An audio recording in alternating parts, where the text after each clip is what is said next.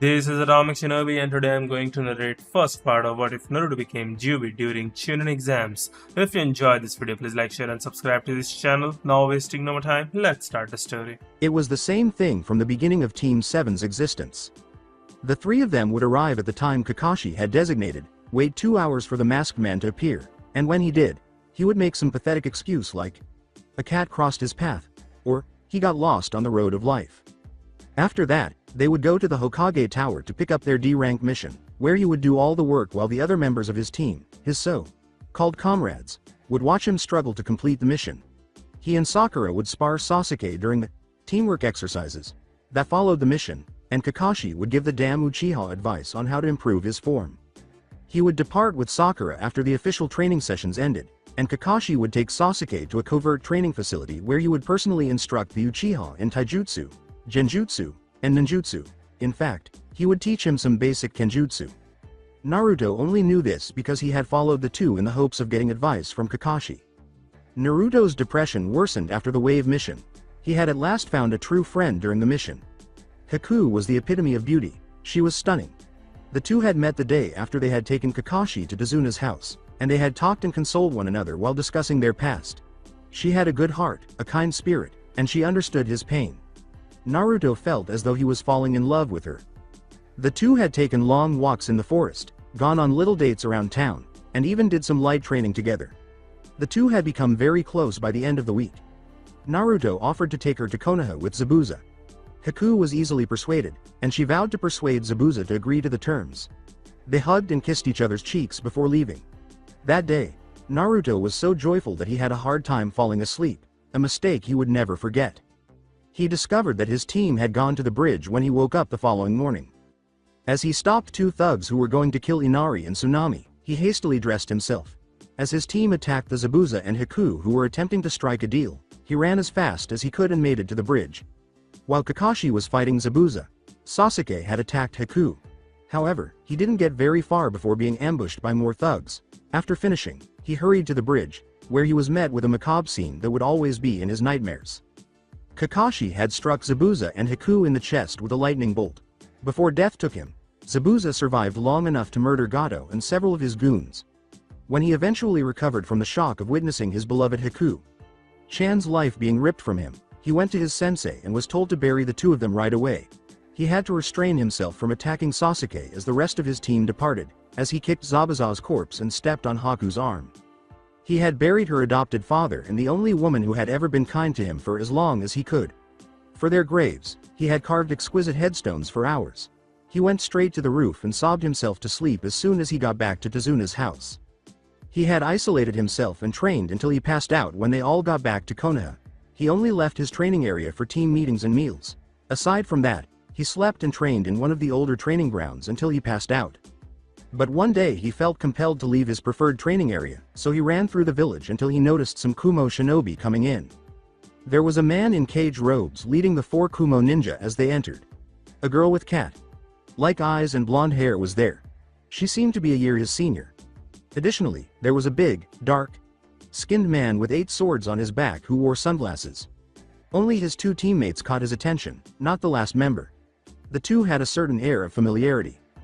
When he ran to the location where he sensed the energy the following day, he discovered a young woman with crimson hair dressed in tomboy attire entering the village with an elderly man with white hair.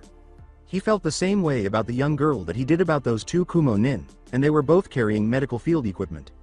When he ran to the gates later that day, he saw a team from the mist being led by a stunning woman. She was in charge of 3 people, but he was completely uninterested in 2 of them, just like the Kumo nins. His interest was piqued by the man with silky black hair who maintained a composed demeanor while blowing bubbles from a pipe. The same was true of the brazen-looking man with a scar across his left eye, who had green hair and wore a simple mist uniform with more natural-looking additions. He experienced the same sensation from the young woman and the 2 Kumo nin. A waterfall kunoichi, 2 Iwa ninja, and a sand genin all gave him similar feelings of familiarity over the course of the week. He wondered what the feeling was and whether they shared his sense of familiarity. He wondered what it was that made him rush to the gates, but he concluded it didn't matter. When he eventually fell asleep, he dreamed about his troubled life, his rage, his pain, and the fact that the other 9 shinobi he had met were all involved in a plot that he and they would decide. He was unaware of the conversations that were taking place in his head as well as those of the other 9. Alongside the Sand team, Gaara had been very perplexed. Ever since he had arrived in the village, he had felt calm. The demon that constantly urged him to kill and slaughter the person he considered to be his mother had stopped making these demands. The demon now behaved as though it were Gaara's mother. She lulled him to sleep, soothed him, and supported him. His 2 siblings had become uneasy due to their brother's silence. The 2 frequently slept with their weapons next to them out of fear that they would be awakened by the need to fight for their lives. They had grown restless and more concerned about what would happen if their brother suddenly went insane. Gaara had wandered around the village and always felt the urge to go look for something, anything, but he consistently disregarded it. He would always feel hollow when he returned to the place where they were staying, as though he had failed to achieve his goals. He wasn't alone in feeling this way. Alongside the Iwa group, the only person in Iwa who could match Han and Roshi's level of craziness was the missing Nin Didera. However, the hotheads were now cool, collected, and quiet. The Tsuchikage had brought the 2 with him because he was afraid they would go crazy and destroy the village. It's true that he didn't like Konoha, but no matter how fast he recovered from the previous 3 shinobi wars, Konoha benefited greatly from each one, which only made them stronger. He had no intention of jeopardizing Iwa's safety due to an old grudge. Han and Roshi always tried to connect with their inner demons through meditation, but why? Nobody understood that they were not the only ones attempting to communicate with their inner demons. Alongside the waterfall group, Fu, one of several shinobi who make their village feared by the smaller villages, was the most dangerous kunoichi in the waterfall village. She was also regarded as a tomboy because she was bold, impolite, and disrespectful, but she was now meditating and attempting to communicate with the demon that the previous village leader had imprisoned inside of her. The old leader died by sealing the demon inside her newborn body using a forbidden jutsu, despite the fact that most people think he died by drinking the hero's water. From the time she turned 5, she was informed that she was a Jinchuriki and trained to be the most formidable kunoichi of her era. Some even questioned whether she could compete with any whirlpool ninja, assuming any were still alive. Unaware that she wasn't the only demon container in Konoha, the young kunoichi kept to herself while the rest of her team gambled and drank in the red light district. Alongside the mist team, the Godem Mizukage observed Yagura and Utakata as they sat facing one another and sharpened each other's blades. Since she was the one who gave the despot Mizukage a second chance, she was tasked with watching over Yagura. In order to make the old tyrant a child again, she had employed her clan's unique jutsu, which erases memories and returns one to the age of 13. She had intended to kill him, but she changed her mind after witnessing the innocence in his eyes. She gave Yagura another chance and assumed the title of Mizukage. As fellow Jinchuriki, Yagura and Utakata quickly became friends and were dubbed the Mist's dynamic duo. Normally calm but brash, the 2 were now nervous and edgy. They felt a familiar presence in this village, a presence that called to them, but they chose to ignore something else Jinchuriki did as well. Alongside the medics to divert her attention from the presence that called to her, Amaru kept cleaning her medical supplies and counting through the body's numerous nerves and pressure points. Her instructor was anxious. In order for her to gain recognition when they rebuilt their long-destroyed village, the 2 had fallen under Konoha's Ronin qualification. He feared that these tests would harm the young girl he had come to regard as his own child. Normally joyful and upbeat, Amaru was now irritable and moody. She was not the only one who tried to stifle her emotions. She would always sit by the sink, clean her tools, and count the different body parts and lethal points. In fact, she ran through them in her sleep. Alongside the Kumo team, Karabi and Yugito became irritable and moody, and they were almost always carrying a weapon. They would also yell at their Biju to stop talking at random. The Reikage, Karabi's brother, was growing uneasy around his brother and his best kunoichi. He was constantly getting ready to seal up the Hachibi in his younger brother with the seals his father had given him before he passed away. No one knew the plot that was about to be revealed because the 2 Jinchuriki were always fighting with their demons and typically had such a good relationship with their Biju. Overall point of view, none of the 10 Jinchuriki, who were all assembled in Konoha, were aware of the plot that was about to start. All they knew was that they sensed a familiar presence, though they were never sure why and were constantly hoping to discover the reason. All of their minds were filled with the same idea. What on earth is happening? They had no idea that their Biju were aware of it, and they were talking about it while it was on their minds.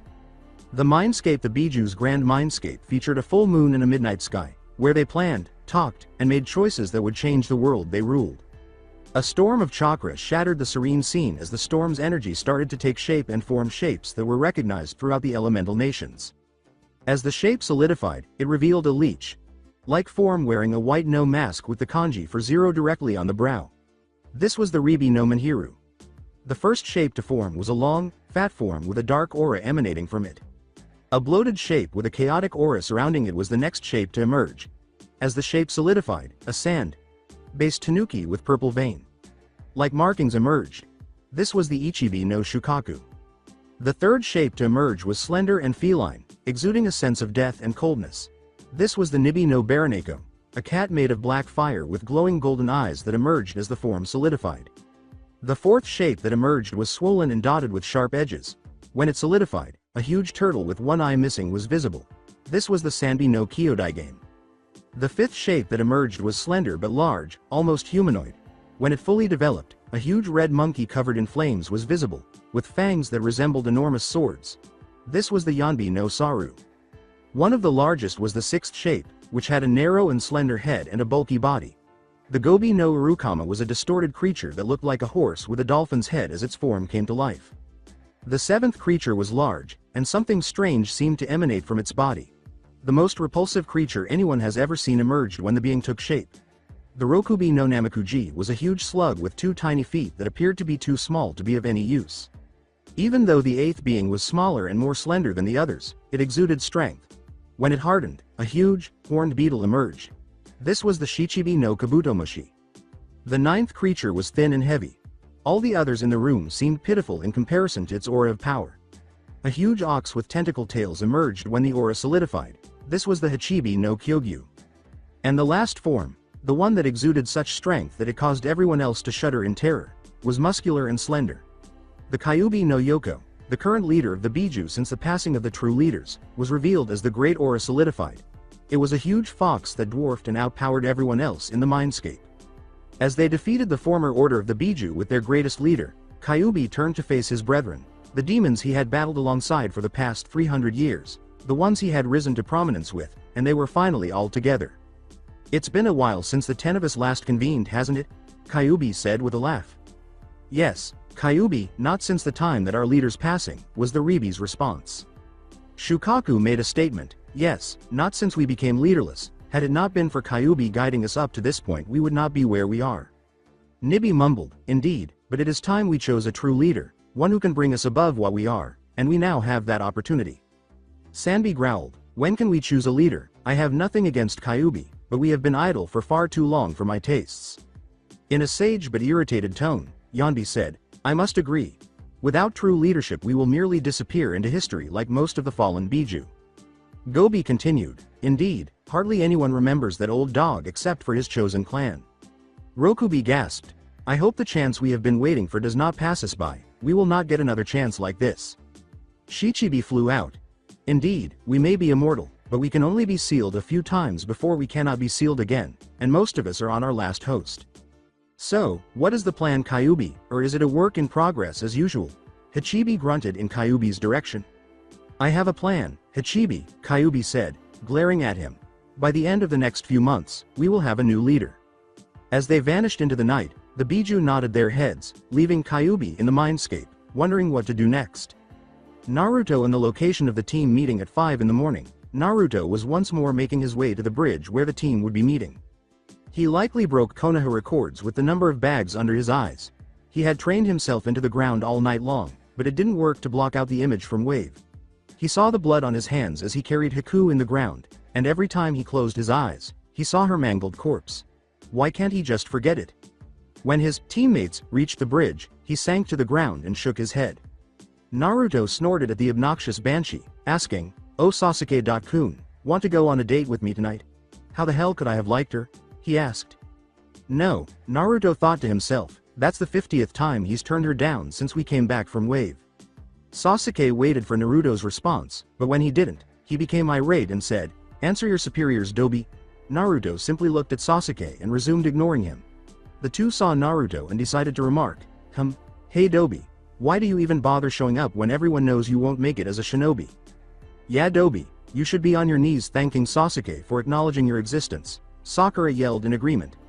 Naruto clenched his fist and released a small amount of killing intent. Not much, but enough to make the other two shudder in terror. "The Baka is never like this, Naruto. I should be the one with this ability and power. How can the Dobi release such killing intent?" As Kakashi stepped into the field, Naruto ceased to express his desire to kill. When Kakashi noticed that his two favorite students were shaking more than they had during the wave mission, he turned to see that Naruto was unresponsive. Thinking that the Dobi was to blame, he narrowed his eyes and said, "Naruto, what did you do to your teammates?" Naruto responded with a snarl. Naruto stood up and walked in front of Kakashi, saying, "I shut them up, Hitaki, get used to this. Now, what excuse will it be today? I am not in the mood today, so I would like to know why you are late so I can get to training myself, since you clearly only care about the Uchiha." So, Kakashi let out a sliver of killing intent that didn't even stop the blonde. He rubbed his temple and sighed. Kakashi took out 3 forms, but before he could pass them out, Naruto grabbed one out of his hands, signed it, and pushed it back into the Jonin's hand. "Okay, I had to get these papers so you 3 could sign up for the Chunnin exams." As Naruto walked off the field, Kakashi nodded his head and sighed, "Is that all?" As they followed the blonde, the other 2 genin hurriedly signed the papers, curious as to what was going on with him. Alongside Naruto, as Naruto strolled through the village, he kept having the same feeling that has been making him crazy for the past 2 weeks. He felt incomplete ever since those people arrived in the village, as though he had a task to complete. "Hey Naruto." Naruto turned around as Sakura was approaching from the other side of the street. "What the hell is wrong with you, Dobi? You ignored Sasuke. You disrespected Sensei. What the hell is going on here?"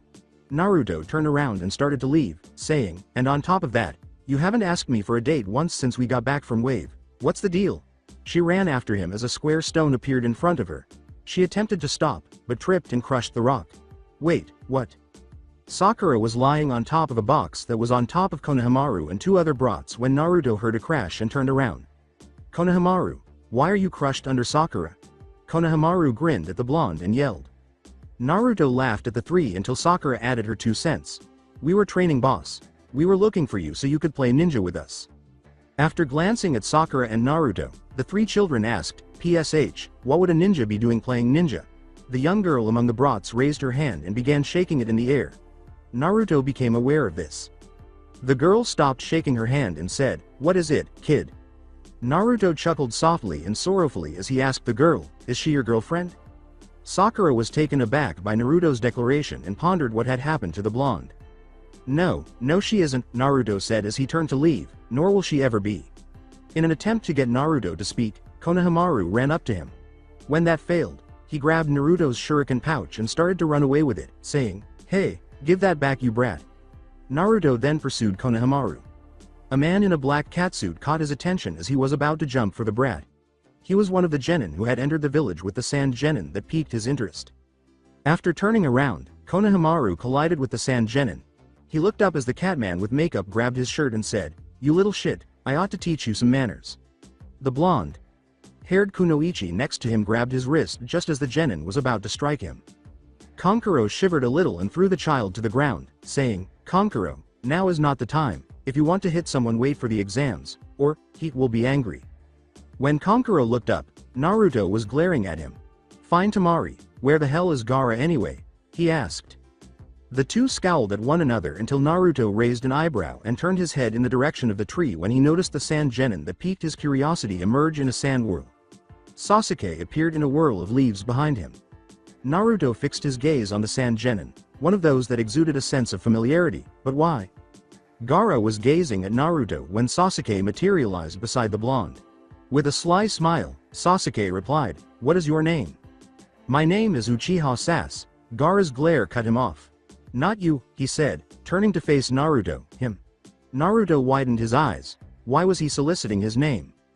Gaara gave him another scowl. "My name is Uzumaki Naruto." Naruto asked in disbelief, "Who do you contain? How could this guy have known he had a Biju?" "Yes, which Biju do you, sire?" was what his mother wanted, and Gaara wondered why he was asking it. Sasuke and Sakura stared at Naruto in disbelief and terror as he swallowed a lump in his throat and said, "Kyuubi no Yoko, how did you know what I was?" Naruto was the container of the demon that nearly destroyed their village years ago. Gaara shunshined away in a swirl of sand as his teammates followed, grinning. "I know, for I contain one of its brethren, the Ichibi no Shukaku. We will meet again." Even though Naruto's eyes were still wide, he was thrilled that someone else was just like him and questioned whether there were any others in the world. The 5 people with him stared at him in terror, but he smirked and kept walking away. The following day Naruto reached the academy's front entrance, where everyone would be undergoing Chunnin testing. His teammates had shown up, but they were avoiding him. As they all entered the building, he grinned. As Naruto ascended the academy's stairs, his teammates trailed behind him, remaining at a safe distance. When he stopped, Naruto ascended 2 flights of stairs. Something seemed to be playing tricks on his senses, causing him to perceive something else, and he noticed an irregularity in the air. Genjutsu, he told himself in his mind. To his left, he saw a sizable crowd of people gathered in front of a room marked 301, but it was obvious to any idiot that it was a genjutsu. He started up the stairs with a sly smile on his face. Sasuke and Sakura had approached the small group when Naruto snapped his head to say, "He better not be doing what I think he is doing."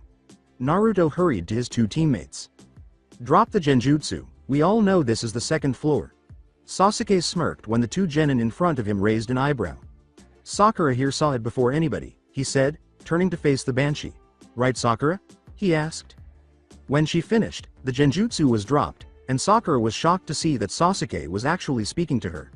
"Anyo, yes, of course, this is clearly the 2nd floor."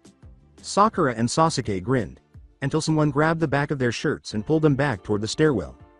When they looked up, they were frightened to see Naruto glaring at them after they were slammed against the wall before they could see who had grabbed them. Naruto's tone was obviously agitated and he was not pleased with the 2. The fact that he was the Jinchuriki to the Kyuubi no Yoko did not make their trembling fears any less real. "I am surprised that you 2 did not use the opportunity given to us to avoid more competition," he said. After dropping the 2, Naruto turned to head up the stairs and said, "Hey you." A Hyuga, a girl with buns in her hair, and a man in a green jumpsuit with a bowl cut and enormous eyebrows were approaching him. Naruto's tone conveyed his frustration as he looked down at the 3 and asked, "What is it?" With a sneer, the Hyuga pointed to Naruto and said, "You, what is your name?" To think a Hyuga has such bad manners that he would demand someone's name before giving his own. Naruto snorted as though amused, and he started to leave, but the Hyuga grabbed his shoulder. The Hyuga retaliated with a palm strike. "You insolent wretch, you need to learn how to properly address your betters." He was about to slam it into Naruto's chest, seriously hurting him, but Naruto grabbed the hand gripping his jumpsuit. The Hyuga raised an eyebrow before he let out a crunch, and reached for his hand as Naruto started to apply extreme pressure. It appeared that some of the finger's bones were broken. The Hyuga fought until Naruto released his grip. He staggered back but immediately straightened out. With his team following closely behind, Naruto glared at the Hyuga before continuing up the stairs.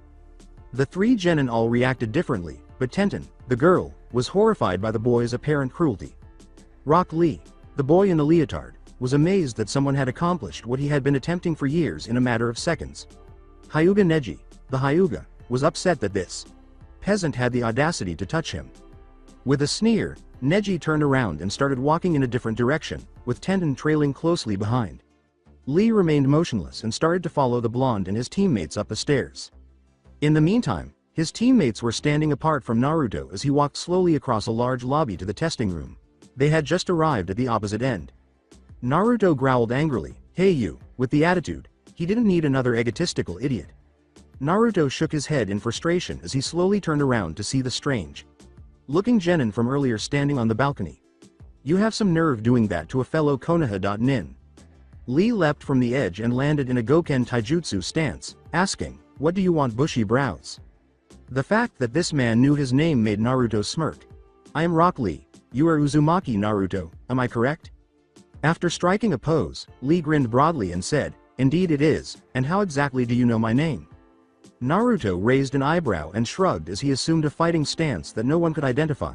"My sensei and Kakashi-san are rivals. He has told me about his rival's team. I heard about the Uchiha's skills, Sakura Chan's intelligence, and I also heard about a no-talent genin by the name of Uzumaki Naruto. If what you did to Neji is considered no talent, then I wish to test how strong you are."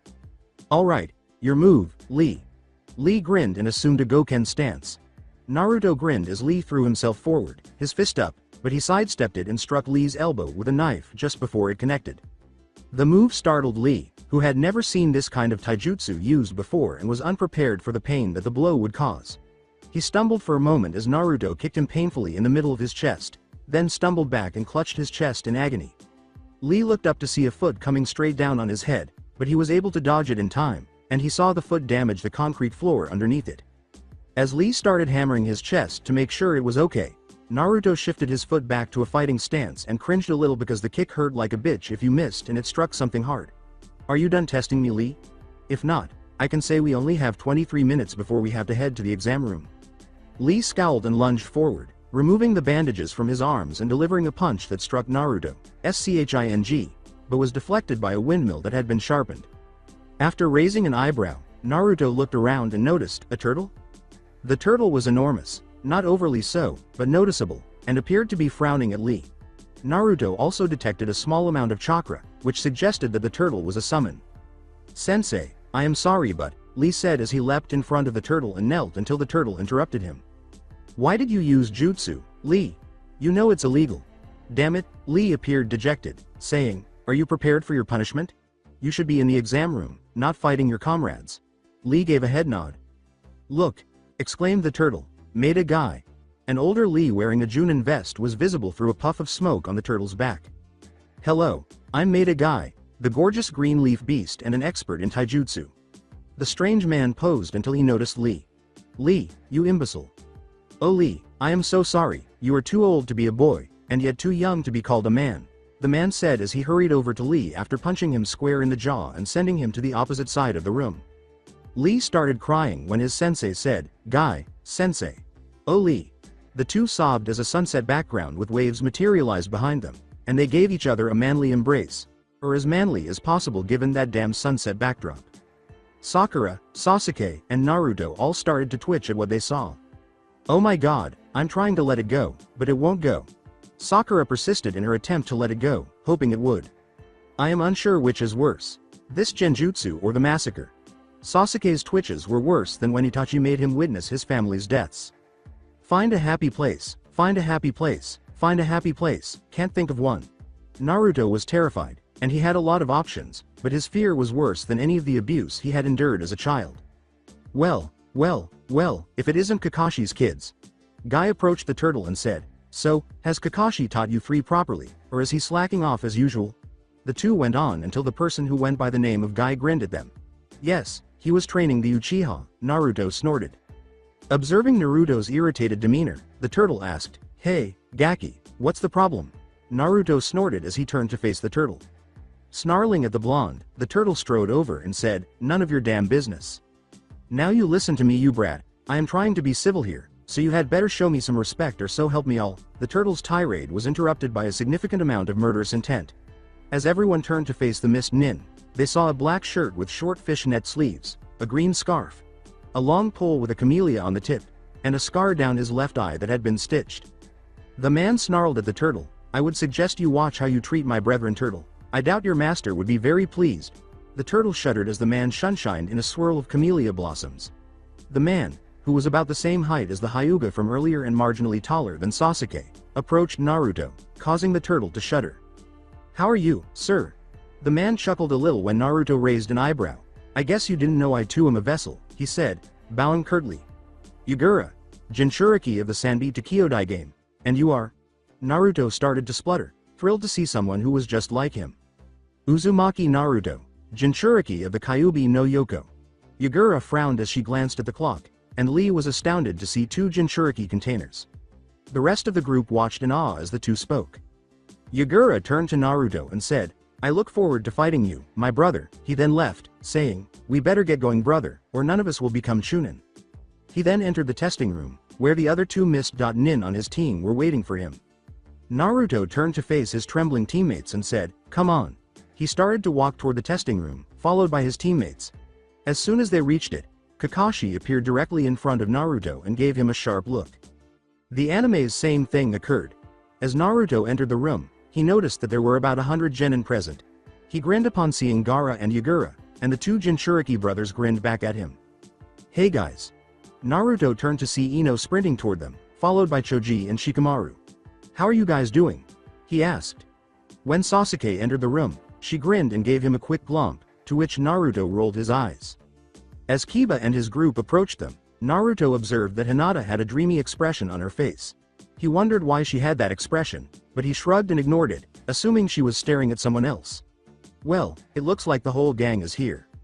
A white-haired Konoha genin wearing glasses started approaching Naruto and the gang, saying, hey, you lot should keep it down. This isn't the place to go shouting around, but I guess the cute lil rookies wouldn't know this. Anyway, My name is Yakushi Kabuto. Kabuto grinned as he said, "Hey, do any of you want information on some genin?" As Sasuke approached, Naruto gave Kabuto a calculating glance and said, "I would like information on Sabaku no Gaara, Rock Lee, and Uzumaki Naruto." Sasuke flinched visibly, and Naruto's glare confused everyone around him. Naruto jerked an eye until he saw that Kabuto was pouring some chakra. "Oh, you know their names, that's no fun."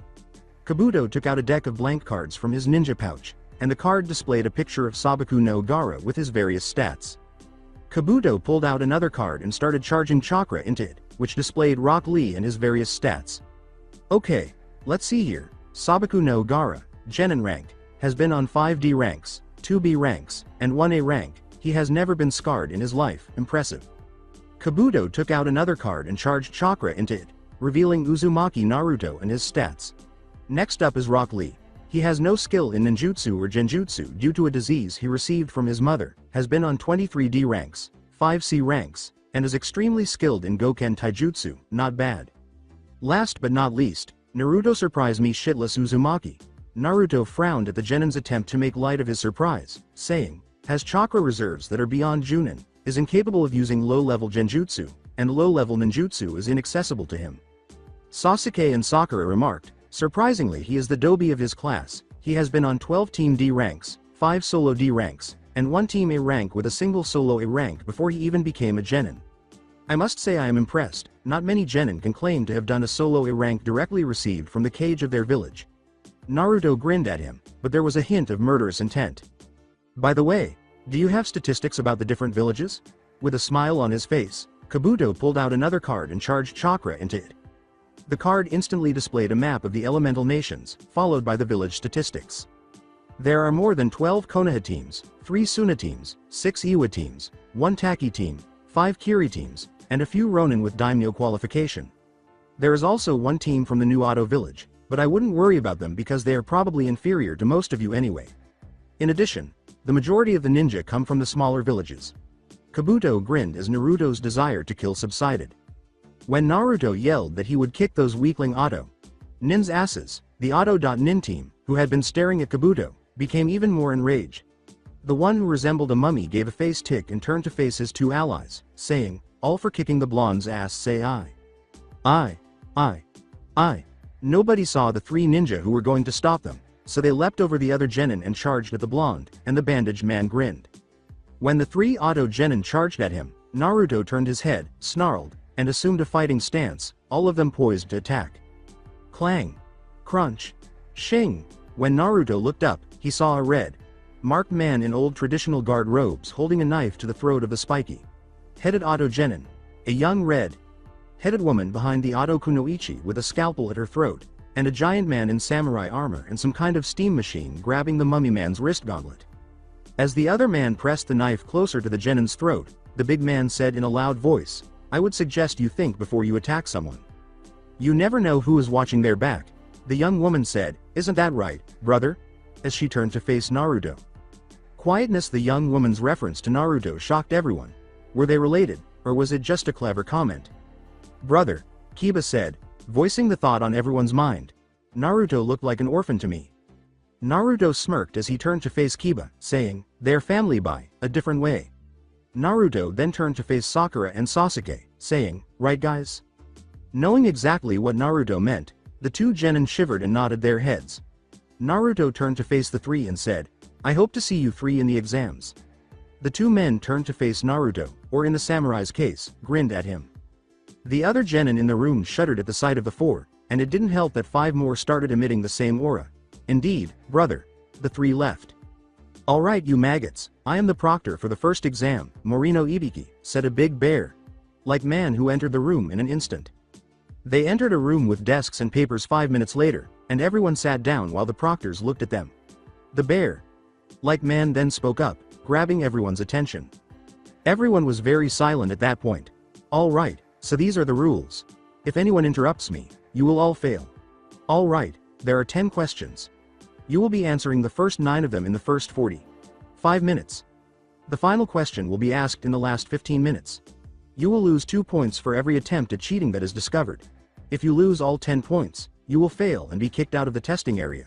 Start." As soon as he was done, Naruto saw pencils scuffing the desks and realized that two teams were responding to questions more quickly than he had anticipated. They must have been plants.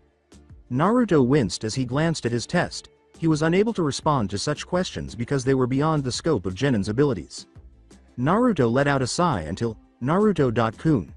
Naruto turned to see Hinata sitting beside him. If you want, you can circa copy my answers. Hinata started to edge the paper slowly, but Naruto sent a tiny amount of chakra to stop her when the paper was almost to him. She looked at Naruto and saw him shaking his head. Hinata nodded, but she was clearly upset that she couldn't help. Naruto glanced at his test once more, wondering how he could possibly answer these questions. He sighed, but then he noticed a tiny beetle that was making scratches on the table that only attracted his attention. He watched as the message became more apparent. Brother, I sent a Yuki-charged centipede to help you because I know you're struggling. It will only be visible to you and our brethren, and no matter what, our brethren will never betray one another. From the Shichibi no Kabutomushi, Fu Jinchuriki. As the centipede started writing the answers, Naruto grinned and started writing down the answers that the demonic centipede had written. When he was done, he chose to kick back while the centipede crawled back to its master. Fu was happy that her pet had been able to assist her brother, and she and the Shichibi talked about how it would be good for her to assist her brethren, even if it meant betraying her village. She sent a tiny ant in the direction of another brethren that she believed was struggling. Many teams had been eliminated by the end of the 45 minutes, leaving only the 10th question and all of the Jinchuriki and a few non-Jinchuriki teams. Ibiki smiled to himself, surprised that so many had made it this far. He knew that the next test would cut their numbers in half. All right, pay attention. Even though you may have provided answers to the first 9 questions, the 10th question is the most challenging.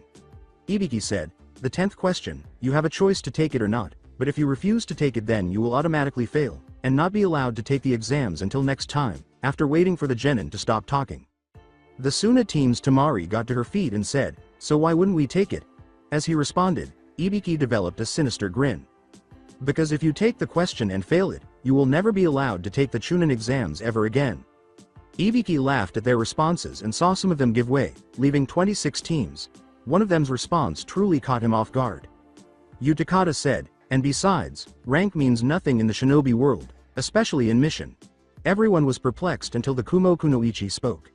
You fools, do you honestly think he has the power to forbid you all from taking the Chunnin exams in other nations? No man, no cage, has that authority.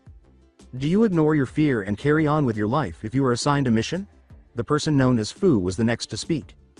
Do we give up if we're scared? The Ronin Amaru went on. Or do we keep going? Every Jinchuriki turned in Naruto's direction. All right, brother? When everyone turned around, they saw that the blonde was grinning broadly.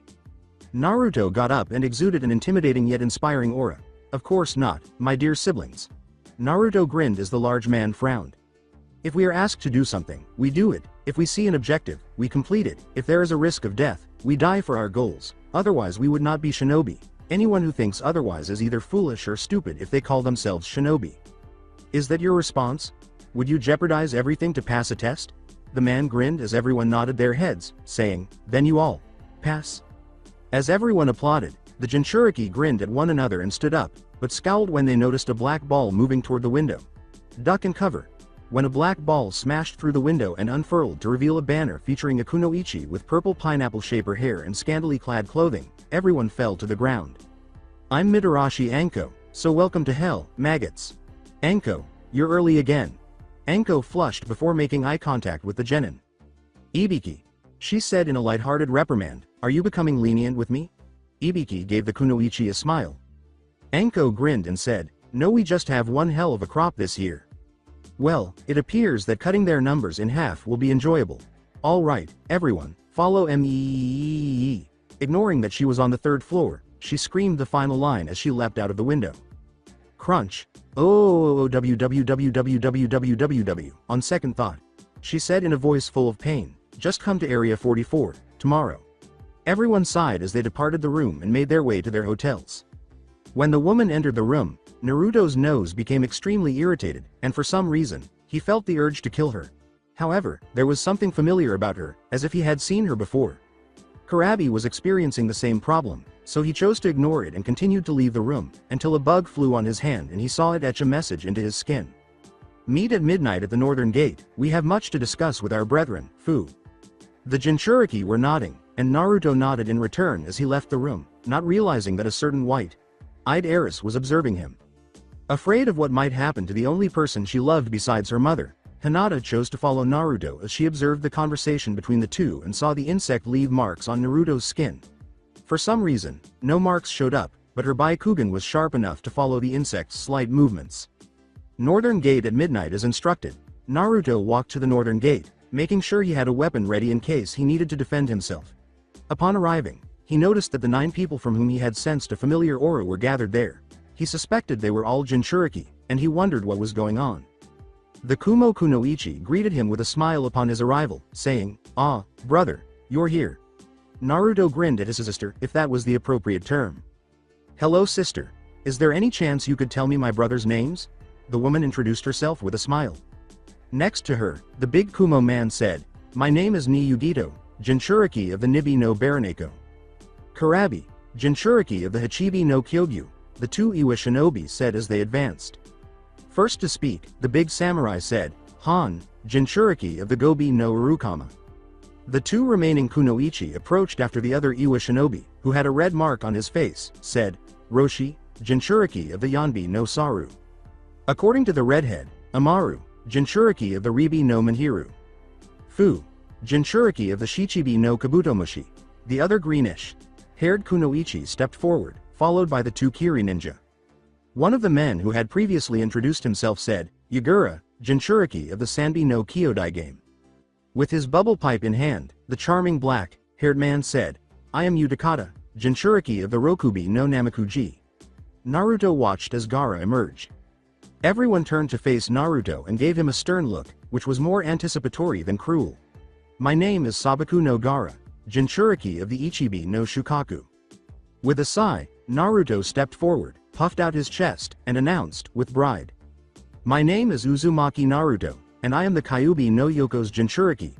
When they brought their hands together and smiled, they started to charge their chakra until they were touching. Naruto noticed and joined in, filling the space with chakra as they were drawn into the Biju mindscape. Concurrently, Hinata was moving stealthily through Konoha, having followed Naruto from his house to the northern gate, where she watched as each person introduced themselves. Each introduction frightened her, but Naruto's proud declaration that he was the Jinchuriki for the Kyuubi no Yoko astounded her so much that she turned around and fled home, distraught and bewildered. Overall point of view, they watched as their descent slowed, and as the shape of their Biju appeared in front of them, Naruto and the Jinchuriki were falling, but they were not afraid. No need to worry, it seemed like they had nothing to fear from this place. As the 10 lords of nature knelt to better communicate with their hosts, the 10 Jinchuriki literally faced their inner demons. "Naruto, we meet at last." Kyuubi began. Naruto grinned at the enormous fox. "Hello, Kyuubi. How are you?" Kyuubi laughed when his container asked that question. As Kyuubi puffed out his chest, Naruto straightened up and said, "I am doing fine, but for now, we must discuss what is to happen during the Chunnin exams. You 10 will have to make it to the final rounds of the exams during the Chunnin exams, and I do mean all of you. Our plan will fail if even one of you misses the last rounds. I won't say anything more than that for the time being." Naruto nodded his head as Fu spoke. "Kyuubi, what is this plan's objective?" Kyuubi turned to face the young kunoichi and laughed at her. "What's going to happen is that one of you will surpass your previous self-worth and be given a title that all demons have been vying for. One of you will become the new Juubi." Astonished by Kyuubi's words, the Jinchuriki siblings gazed at him. The Juubi. Utakata's shout, "Are you serious, Kyuubi?" startled his friend Yagura, who was usually very composed, but the thought of becoming the Juubi was probably too much for him to handle. Gaara was twitching with shock. Yugito had dinner plate eyes. Yagura's jaw was wide open. Han and Roshi were trying to support each other from being so shocked. Fu was speaking in random gibberish and unable to form coherent words. Utakata was hyperventilating. Amaru dropped her medical scalpel. Karabi was trying, and failing, to rap out a response, and Naruto was actually stuttering as he tried to respond to what his Biju had said. Everyone, even the Biju, turned to look at Kyuubi as he grinned at the responses. "Yes, did I stutter? One of you will surpass the others and become the Juubi, but there is a process that must be adhered to before any of you can become the Juubi."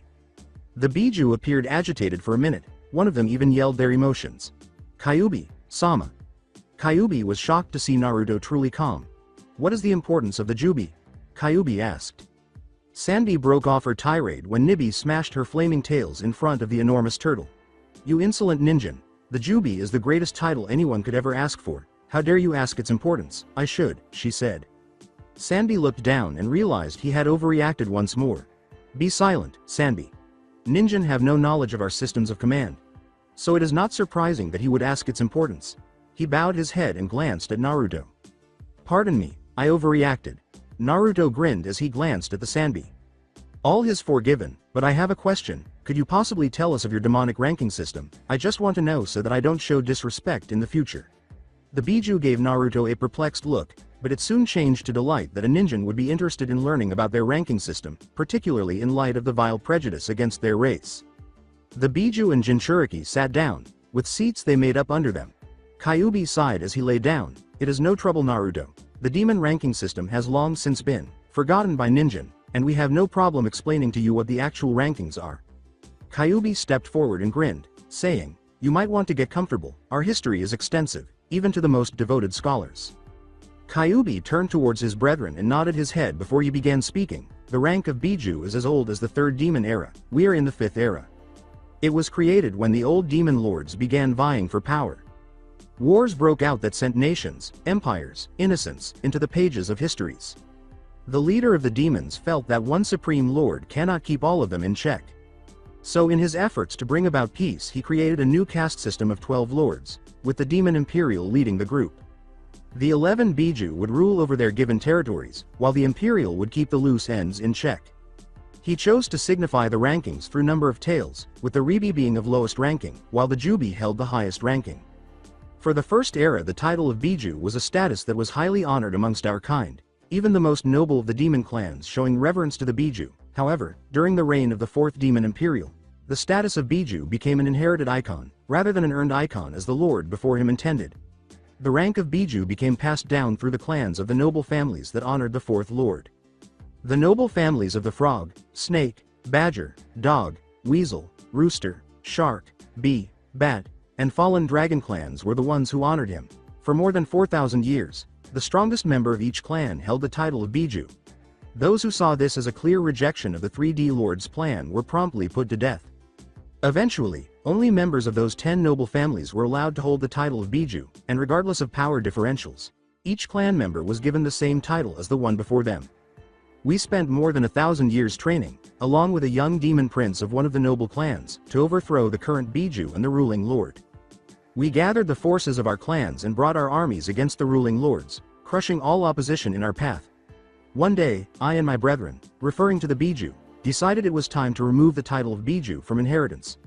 We defeated the leading Biju and put an end to the Demon King's reign. The final blow was delivered by our longtime friend, the last member of a noble family that the Demon King had mercilessly destroyed. We coexisted peacefully with our clans for more than a millennium until the Hachibi of the Fourth Reign killed our leader, Juubi no Ukami, while she was giving birth to her newborn pup. How could a member of a clan, that preached that the weak must be protected, kill a defenseless mother and her pup in cold blood? Kyuubi began digging his claws into the ground while shedding a few tears. Kyuubi's powerful killing intent knocked back most of the Biju and all of the Jinchuriki. Forgive me, it's just that, we all dearly cared for our departed leader. Even the fifth lord was hard-pressed to move on from her death. Kyuubi sighed, suddenly letting go of his murderous intent as he saw that they were all trembling in terror. Anyway, the demonic ranking system is basically the imperial lord ruling everything while the Biju cover the smaller details while directly reporting back to them. When the Juubi died, there was a rift in power, and I had to take command, but I was not strong enough to take the title of Juubi myself. However, our lord realized that humans, despite their physical frailty, demonstrated qualities that would allow them to grow strong. Therefore, we went and allowed ourselves to be sealed into ninjin in the hopes that the ninjin would be worthy or that we would find a ninjin worthy from the ninjin's eyes. All of the Jinchuriki listened intently at this point. We spent 300 years looking for a worthy ninjin to become the Juubi, and when we were all placed in Jinchuriki, it presented an opportunity, and we decided that the strongest of our hosts would become the Juubi, and our lord did not disagree. Naruto and the other Jinchuriki nodded, and Kyuubi smiled before turning serious, saying, Our time is up. You all must return to the real world. If you have questions, just meditate until your Biju comes before you. The Jinchuriki phased away in a mirage pattern and returned to their world, and the Biju also phased out, leaving Kyuubi alone. Kyuubi swiftly reached behind him with his claws. Urufu-chan, he said, dragging the paw directly in front of him and flipping it over to reveal a huge black claw inside. Kyuubi then laid the claw over his heart as he passed out, a single tear streaming from his eye. The Forest of Death. The following day, Naruto and his brothers arrived at the Forest of Death an hour ahead of schedule.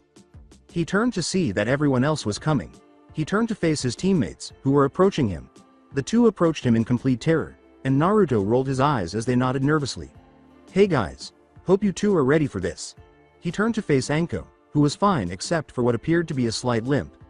He saw Karabi glaring at her, and for some reason, he felt like attacking her, but something about her prevented him from doing so.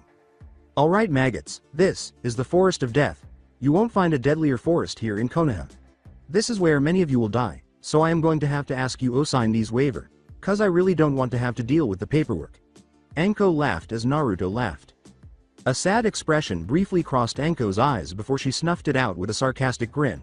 "I don't need to sign anything, cause no one will care if I die." Anko whispered into Naruto's ear as she swiftly shunshined behind him and put a kunai at his throat. "You're wrong, people do care." Naruto briefly displayed astonishment before smothering it as he withdrew a kunai and halted one that was aiming for Anko's throat. When he saw who had the kunai, he felt 100 times more murderous intent than he had when he was with Anko. Even though he couldn't understand what Kyuubi was saying, he could hear him grow agitated and yell for him to kill him. With a sadistic smirk on her face, Anko turned to face the grass.nin behind her and said, "I would suggest you back off, it could get you killed." The grass.nin grinned and retreated. Smirking at the grass ninja, Anko turned to face the other genin and said, "Sorry, I get so excited by violence that I can hardly control myself, it won't happen again." Fearing for their lives, the genins scurried to the tents to retrieve their scrolls.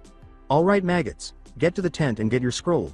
After that, report to your respective gates, now," they cried. Naruto ran into someone while he was going to retrieve his scroll. When he looked up after falling straight onto his ass, he saw that he had run into Hinata. "What should I do? I can't tell anyone or I could ruin Naruto's life," Hinata said, turning around quickly. "But what if Kyuubi has taken over Naruto? Then is the Naruto I know really Kyuubi? I fell in love with him, not his name, so why should it matter, but still." Hinata wasn't sure how she felt about the blonde. She was scared of ruining Naruto's life, but she wanted to talk to someone to see if she could make the right decision. Sakura and Sasuke were speaking softly to ensure Naruto could not hear them as Naruto gathered with his team at the gate.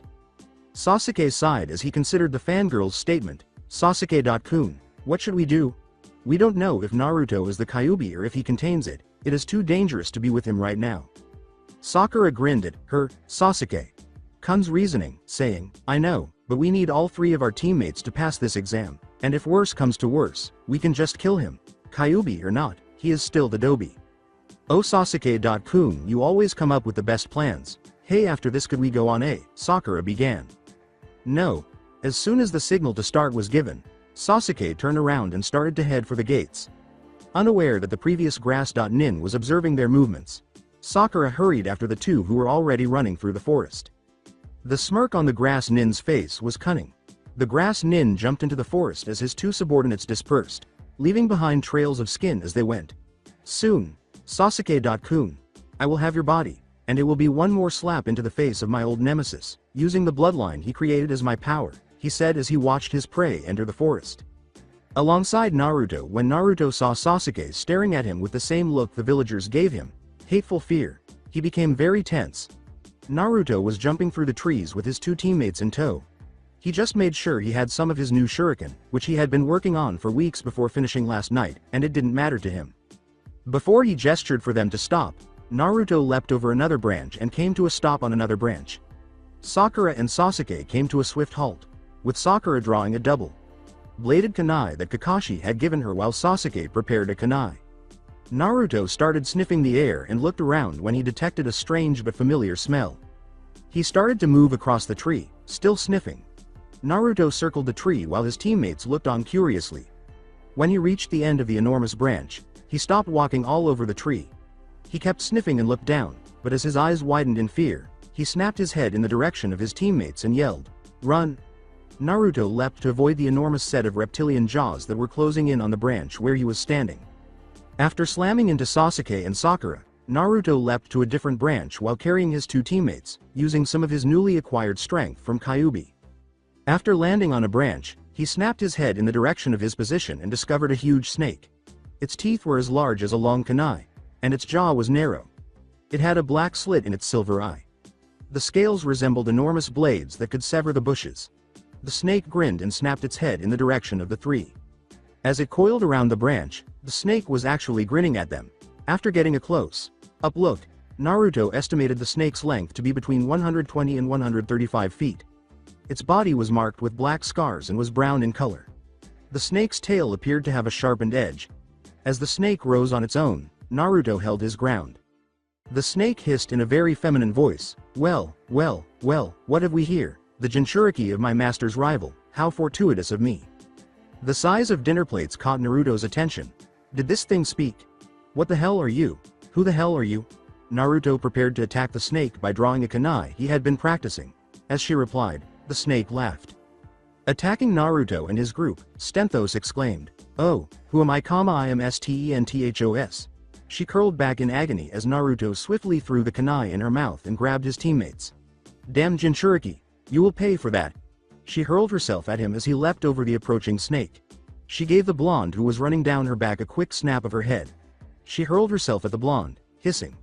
As he waited for her jaws to be within range, Naruto grinned. Naruto threw a shuriken at Stenthos, who was 100 feet away.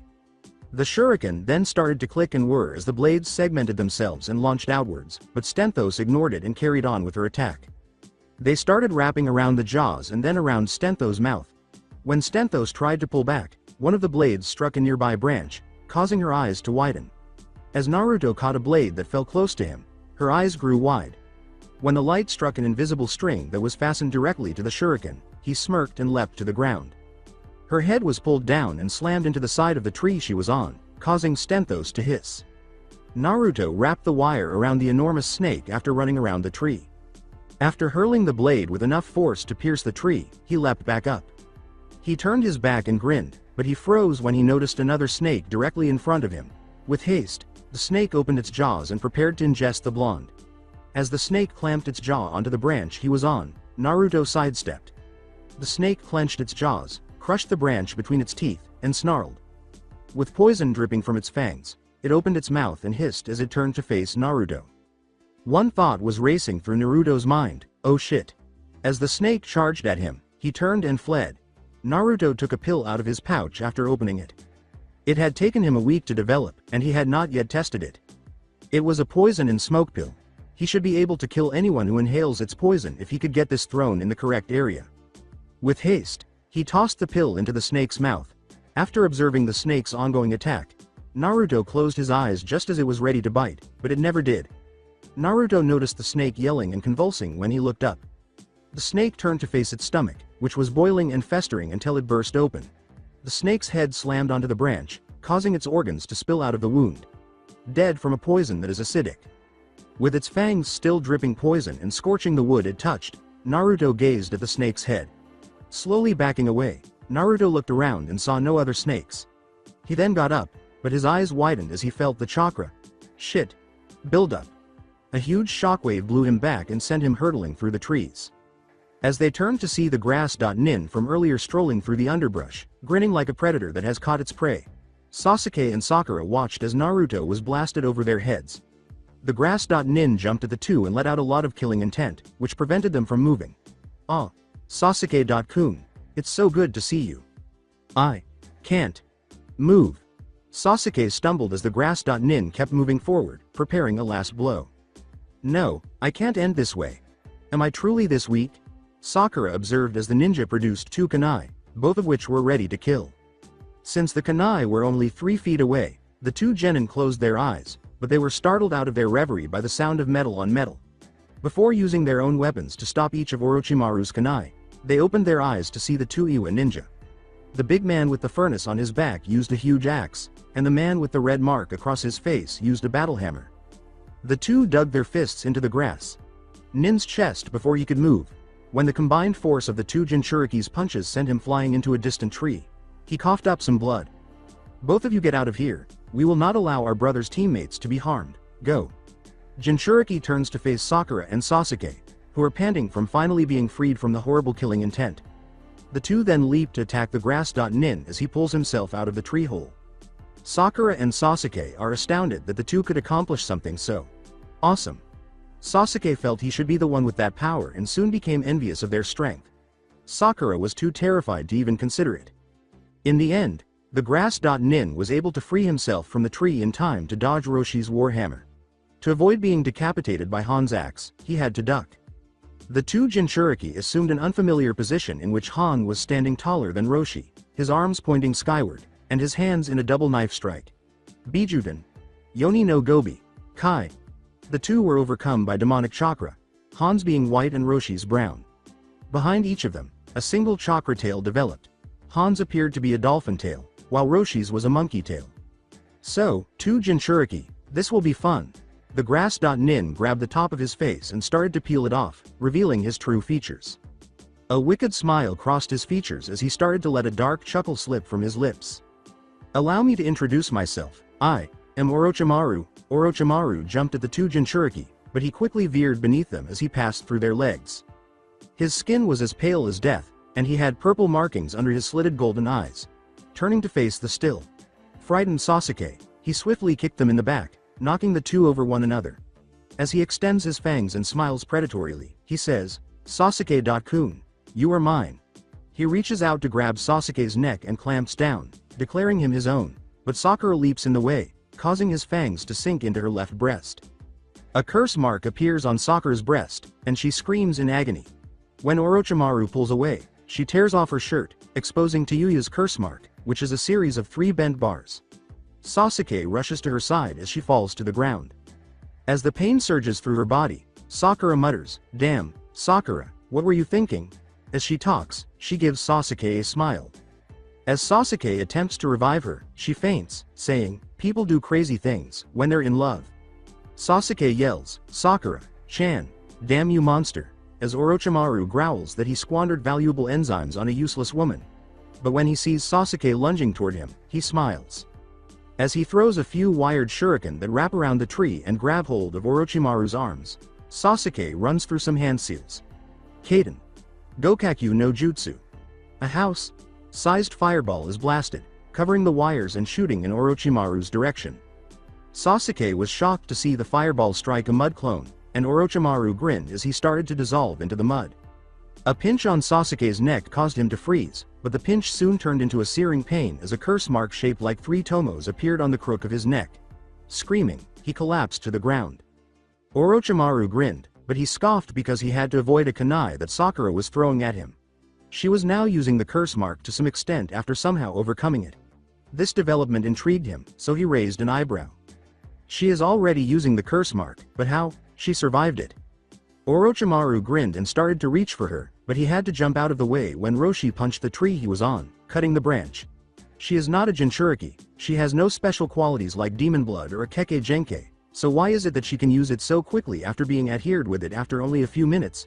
Enko could not even use the curse mark when she barely survived it after 3 days. I must capture her and dissect her to see if this can be utilized in others. Let's go, we need to get our brother's comrades out of here, stat. As Orochimaru recovered from the two Jinchuriki's blows, Roshi grabbed Sasuke, who was still squatting in agony, while Han grabbed Sakura. The two of them leapt into the trees.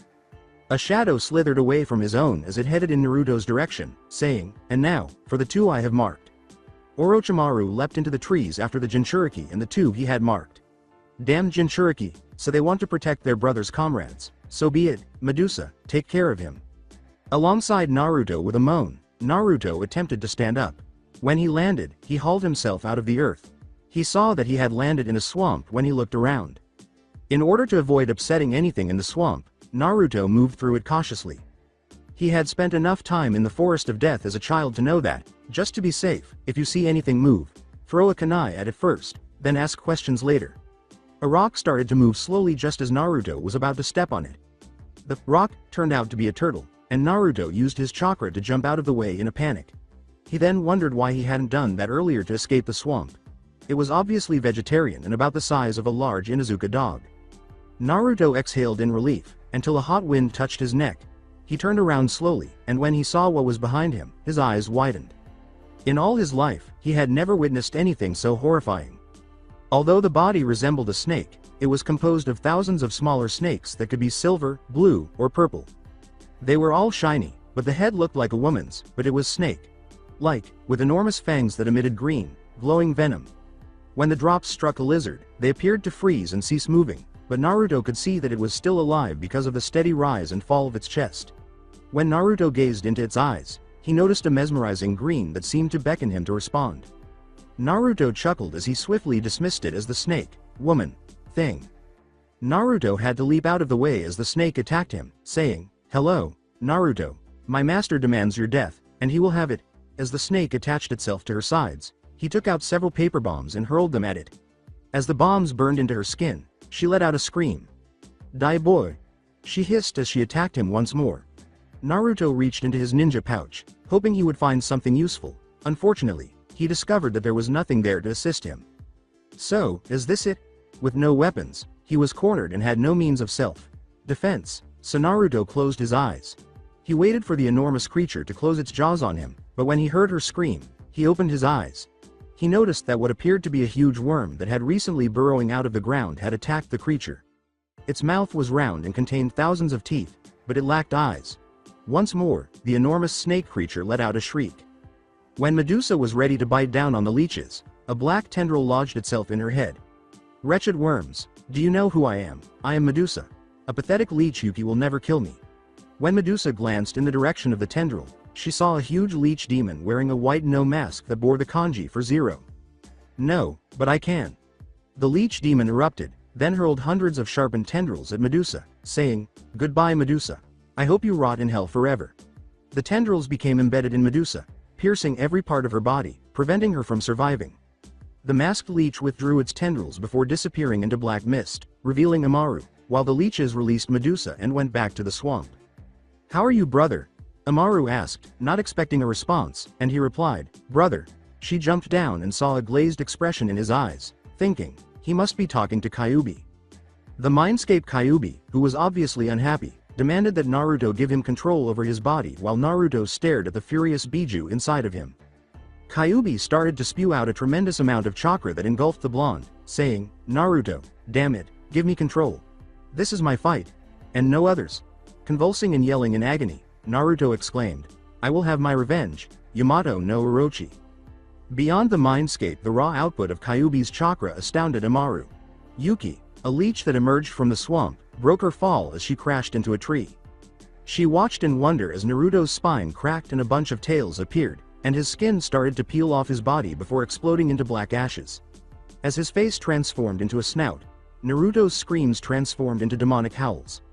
At last, a wave of chakra swept across the swamp, igniting it with blazing fire. This is where Naruto was. An 8-tailed kitsune, but without fur, and the skeletal structure was visible through the taut skin. As Naruto, no Kyuubi took over and fled into the forest, Amaru started to tremble. In the hopes that things wouldn't get out of control, she quickly straightened herself and ran after him. Returning to Team 7 with Han and Roshi had reached 2 tails of power, while Han had reached 3. They were using every resource at their disposal to attack Orochimaru. Sakura and Sasuke lay on a branch far from the altercation. Orochimaru was hitting the Jinchuriki with blows that knocked them to the ground. "How? He is not a Jinchuriki, but what is that scent? It's so familiar." Roshi growled at Orochimaru, wondering how he could be matching them. Roshi had to leap out of the way before the now liberated Stenthos swallowed him. With a smile on her face, she charged forward with the intention of putting an end to the Jinchuriki. Roshi prepared a lava blast, but he stopped when he sensed a strong desire to kill, which also stopped Stenthos. Stenthos and Roshi turned their heads, frightened by what they saw. Naruto in the Hachibi stage stood on a branch and burned it to ash. His claws resembled knives, and his teeth were dripping copious amounts of spit. "So, the Kyuubi Jinchuriki has the power of a Hachibi. Let's see how Yopu fare against me, my old rival." Roshi and Han were perplexed. What the hell did he mean by old rival? Naruto snapped his head at Orochimaru, who started to laugh, and then burst out laughing. "You will pay for your past transgressions, Yamato no Orochi," snarled Naruto, or Kyuubi, at Orochimaru. Kyuubi then threw himself at him, striking the branch he was on with a crushing blow. Orochimaru slammed a crushing kick into Kyuubi's position, forcing Kyuubi to sidestep. "So, you know who I am. Not surprising, especially how our last meeting was. Do you remember that day? How I took everything from you? How I killed your mate and devoured your child? Oh, it was so delightful killing the Juubi, or is it Urufu? Chan?"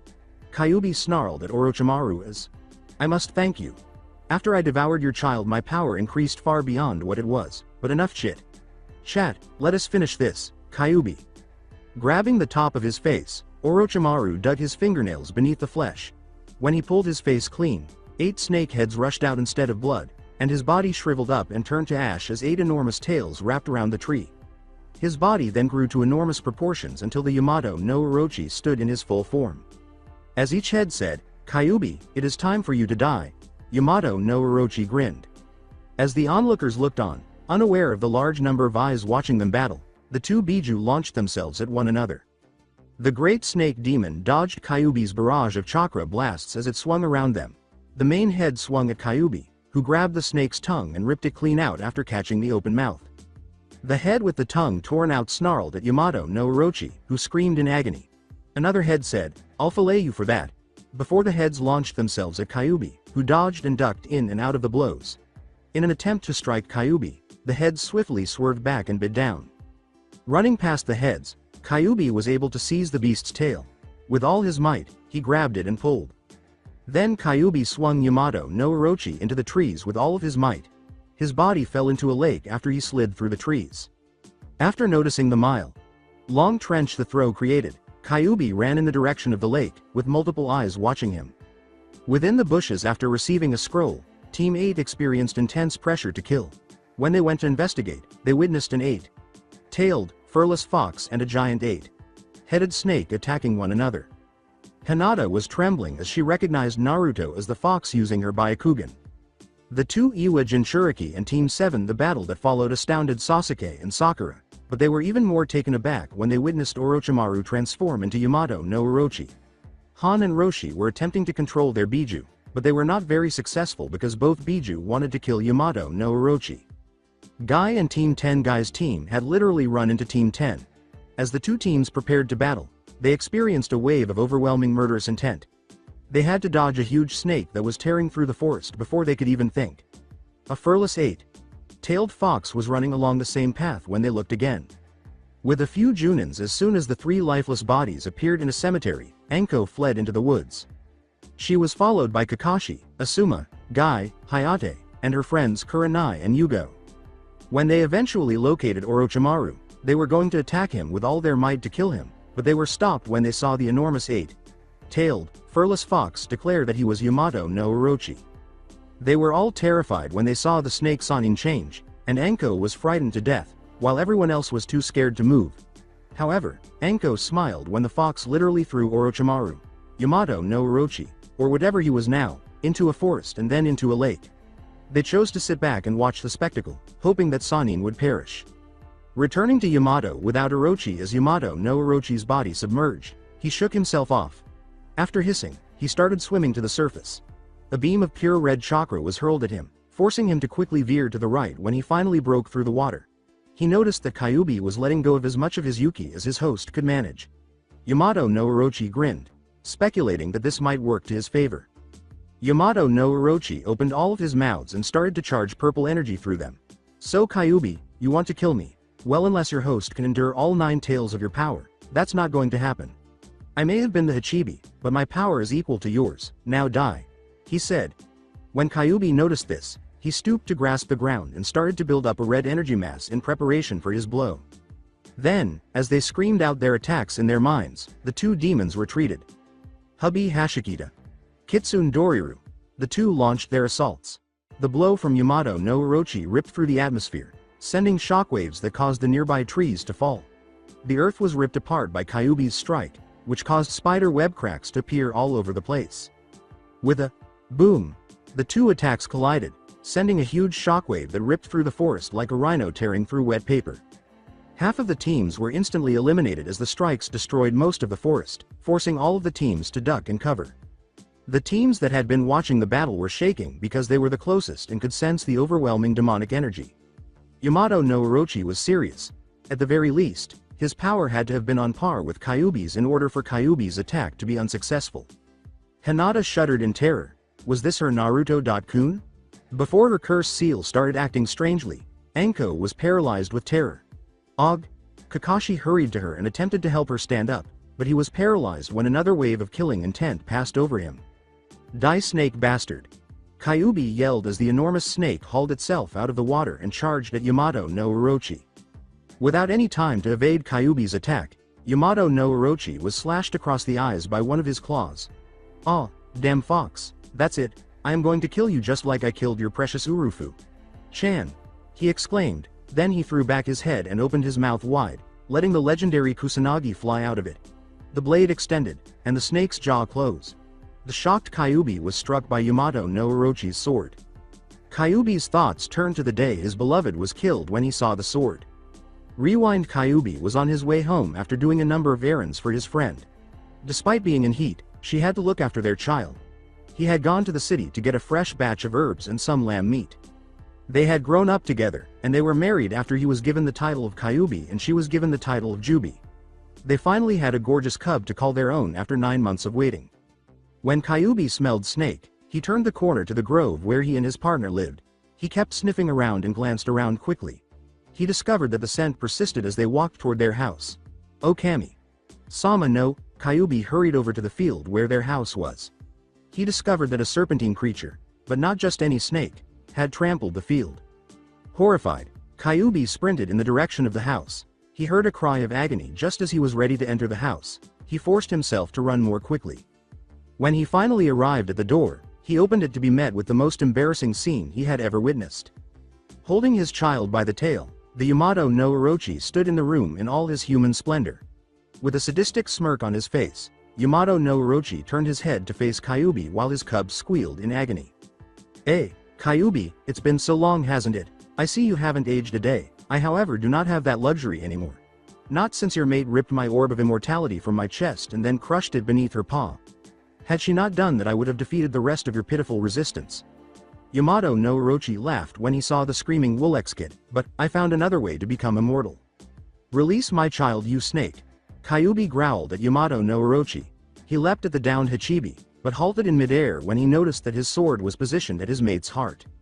A sadistic gleam appeared on Yamato no Orochi's face as he shook his head and sighed. "Ah, I see you are still soft. How particularly mortal of you." Yamato no Orochi turned to face Kyuubi and said, "You were weakened before you started, by compassion." Yamato no Orochi drove the Kusanagi into Urufu's heart and tore it from her side. "No." Kyuubi threw himself at Yamato no Orochi, but the snake demon pushed him away and threw him against a wall. "Oh, that's right, devouring your child, ha, he said, turning to face the cub in his hands. "How the mighty have fallen, now." Yamato no Orochi's head transformed into a snake's and he bit down, swallowing the cub whole.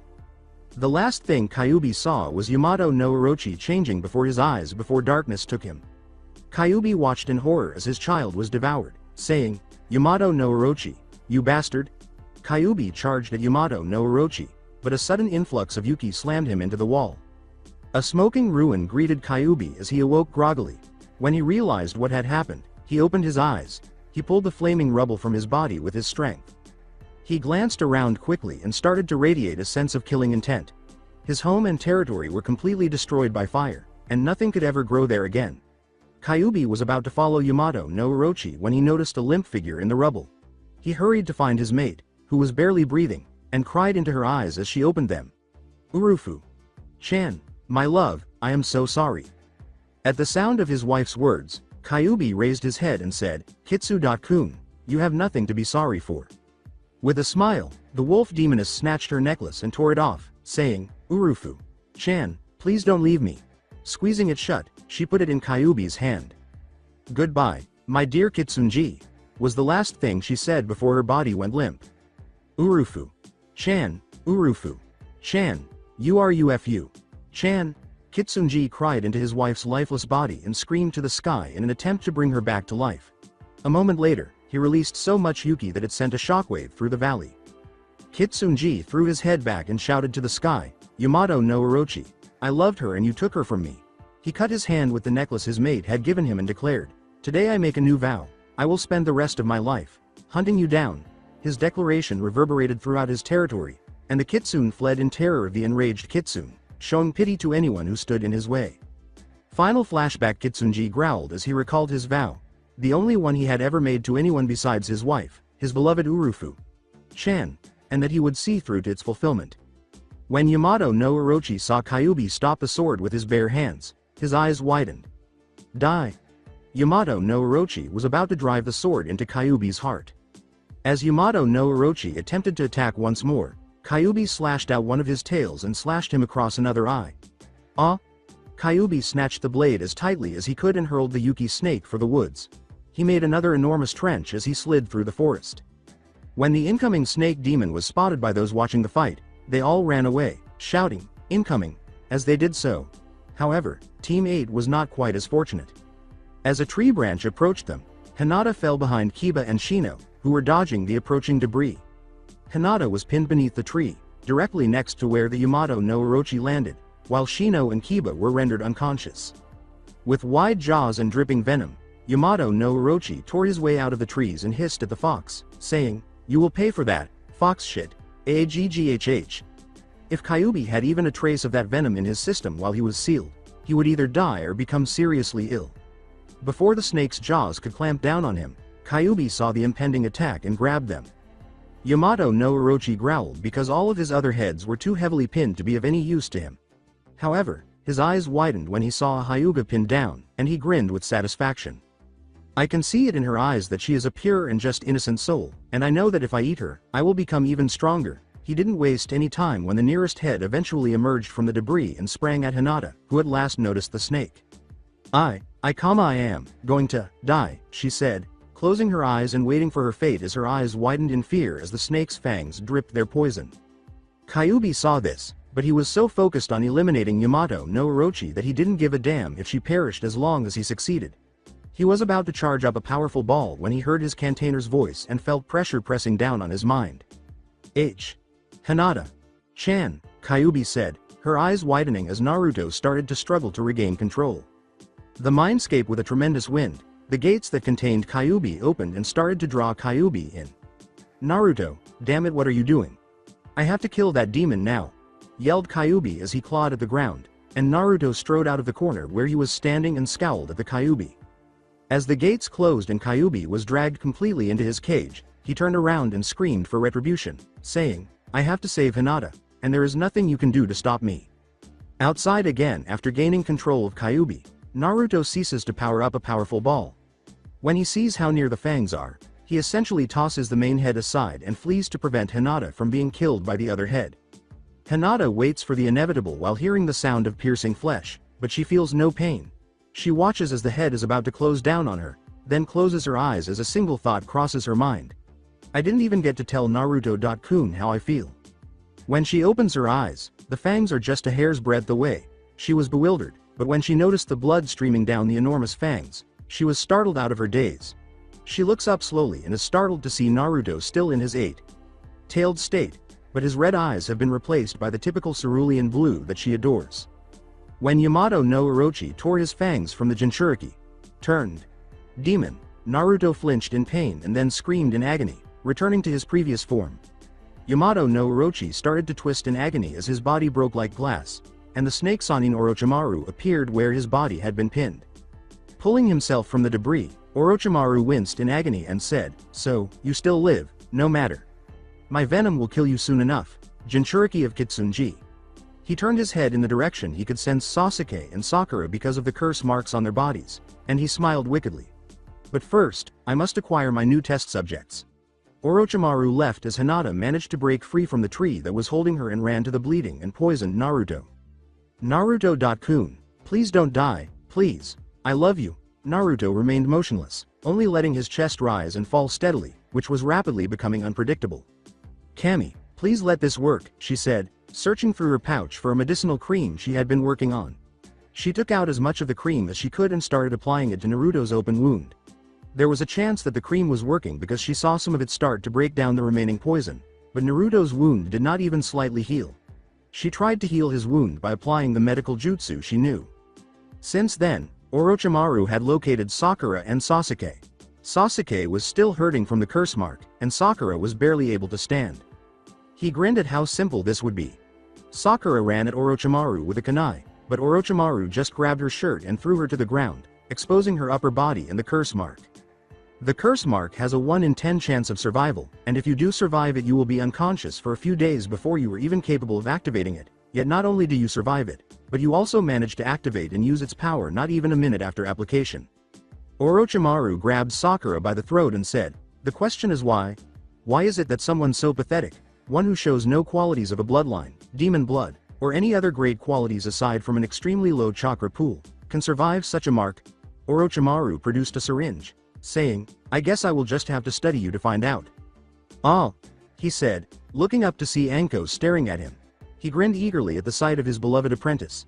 He threw Sakura to the ground and withdrew the kunai from his arm, saying, "Ah, Anko. Chan, I see your aim has gotten better. But what about your knife skills?" he asked, running up the tree at Anko as he drew a kunai at his former apprentice. Anko used his snake jutsu to gain the upper hand, blocking an incoming strike from the snake Sannin, fallen Hachibi. She hurled a volley of snakes at Orochimaru, saying, "Damn snake shit, I will kill you for what you have done to me," along with an explosive note attached to the kunai. The snakes immediately halted their attack when he made a hand signal. Then they focused on Anko and launched an assault. They encircled her and prevented her from making any hand signals just as she was ready to push them away. Anko struggled as she cursed Orochimaru, saying, "Kukakuku, I don't think so Anko. Chan, I am the Lord of Snakes, regardless of whether I am a Biju or not. The snake clan serves me." Then Orochimaru burst out laughing, saying, "Damn fucking snake shit, I am going to kill you, you piece of shit." She flinched as Orochimaru reached for Anko and said, "Ha ha ha ha ha ha, how humorous." Orochimaru started to laugh once more. "Are you going to kill me? If so, just do it, you fucking shit." "Oh Anko, what makes you think that I would kill you, my own daughter?" As Orochimaru's words reached Anko, a horrified expression appeared on her face. What, you're lying, you're lying." Orochimaru started to laugh while petting Anko's cheek. As he performed a series of hand seals, Orochimaru threw Sakura to the ground and said, "Now Anko, what could I possibly gain from lying to you, my dear daughter?" He then walked back over to Sakura and inserted the syringe into her stomach. "Your interference cost me a potential test subject, but I guess her blood will do just fine. Oh don't worry Anko, I won't kill her, what would there be in killing a potential host?" He vanished with the vial in his hands, leaving Anko stunned as his body caught fire and he said, "Goodbye, my daughter." Anko's eyes were wide. Was her father her sensei? When she returned from being abducted from Sea Country, her mother exiled her from the Mitarashi clan because she had the curse mark. If that were the case, then why was she alone? She detested that woman more than anyone else. Because of something she had no control over, she was exiled from the clan. She had always wondered who her father was, and now that she knew she wanted to die, Anko started crying. Her mother had abandoned her, and her father was the reason for this. Shush, it's alright Anko. Chan, it's alright. Kurenai tried to console her as she sobbed while the other Junin surrounded her. Hinata was crying for Naruto, who was gradually dying from Yamato no Orochi's poison, across the clearing. Although she had applied healing chakra to the wound, human medical methods could not effectively heal it because it was created by demonic energies. No, please Kami. Sama no. Hinata had used up all of her medical methods. Her chakra was so low that it was painful to try to use more. Her hand was seized just as she was about to attempt another medical procedure. When she looked up, Amaru was holding her hands. She released Hinata's arm and took out a medical bag, saying, "You do one more medical technique, you will die." I have to say I am impressed. Not many humans that have had no contact with a demon can claim to have made a cream that can quell a demon's poison, much less a Biju class demon. She started searching through it and took out a variety of creams that gave off an odd aura. She then applied a glowing cream to Naruto's open wound. The wound finally started to mend itself after it started to sizzle and fizz. As the flesh in the wound started to grow back, the bones also started to grow back, and eventually the wound closed. Amaru searched through her bag with a sigh. When she finally found what she was looking for, she grinned. She produced a vial filled with tiny black balls that resembled soldier pills. Here, it will replenish your chakra and eliminate any poison that may have gotten into your system. You may not have been bitten by that damn snake, but you were in the proximity of the venom. You may have breathed in some of the airborne toxins. She opened the vial and handed one to Hinata, who promptly bit down on the tablet. She experienced an instantaneous replenishment of her chakra and the healing of her wounds, which made her cringe because they felt like white-hot fire.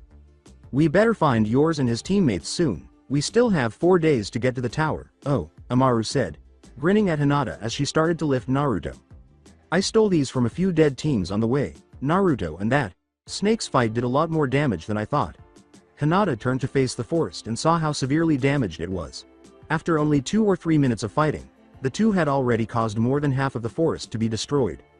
As Juunin surrounded his teammates, Amaru carried Naruto to them. Hinata approached Kiba and Shino, who were now conscious. Hinata started putting ointment on Kiba's deep cut. Shino was rubbing his chest with the ointment. As Hinata blushed at the compliment, Kiba grinned and said, "Gee, thanks Hinata, I don't know what we would do without you." Her mood plummeted when she turned around and saw Naruto helping Sakura stand up. "You either have to tell him how you feel or move on, because he isn't going to wait forever," Kiba said, letting out a sigh as Hinata glanced at the ground. Hinata started to cry a little. "I know, but what if he rejects me?" she had told Naruto, but he was so near death that he most likely didn't hear her. Kiba sighed as he gazed at his longtime friend. He hoped she would confess quickly because he couldn't stand to watch his surrogate sister cry, and he knew Naruto would eventually find someone else. Kiba turned to face Naruto and wondered, where in hell did he come from? When he and his team took the scrolls and left for the tower, he decided to figure out where the two things went because the last thing he remembered was an enormous 8-headed snake and an 8-tailed fox fighting. Sakura had lost the majority of her shirt, which Naruto discovered while assisting her in standing up. Even though he no longer harbored feelings for the Banshee, he was still a man, and he quickly turned away after blushing. Before she could get some real clothes, a Juunin in the area produced a cloak for her to wear. A Juunin aimed his katana point at Naruto's throat just as the team was ready to leave. "What happened here, demon?" Naruto scowled at the man while Amaru knocked the sword aside. The Juunin pointed the katana back at Naruto and sneered at Amaru, saying, "Back off, he is no more a demon as a scroll as the kunai it is sealed in." The Juunin raised his katana to kill her, but was stopped when another katana entered his back and sliced through his heart. "You dare defend the Kyuubi? I should kill you where you stand, demon lover." The man still had enough energy to glance over his shoulder and see Gekko Hayate glaring at him.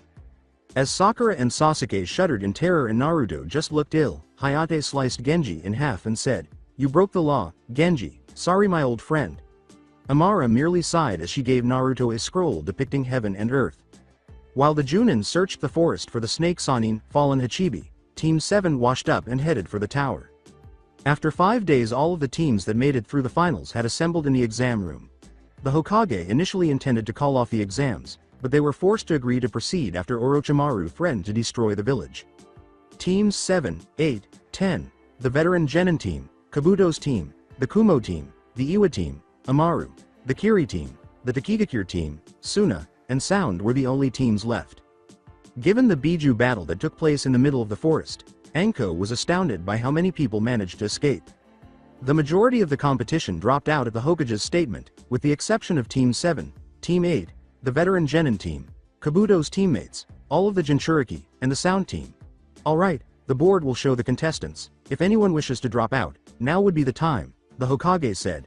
As the board started reading the names, Hayate leapt to the ground.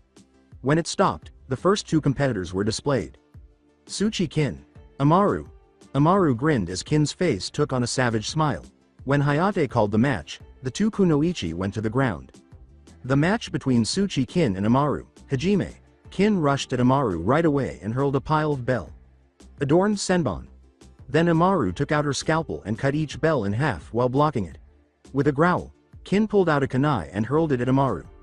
Kunoichi skillfully deflected the projectile back before it could even get to her.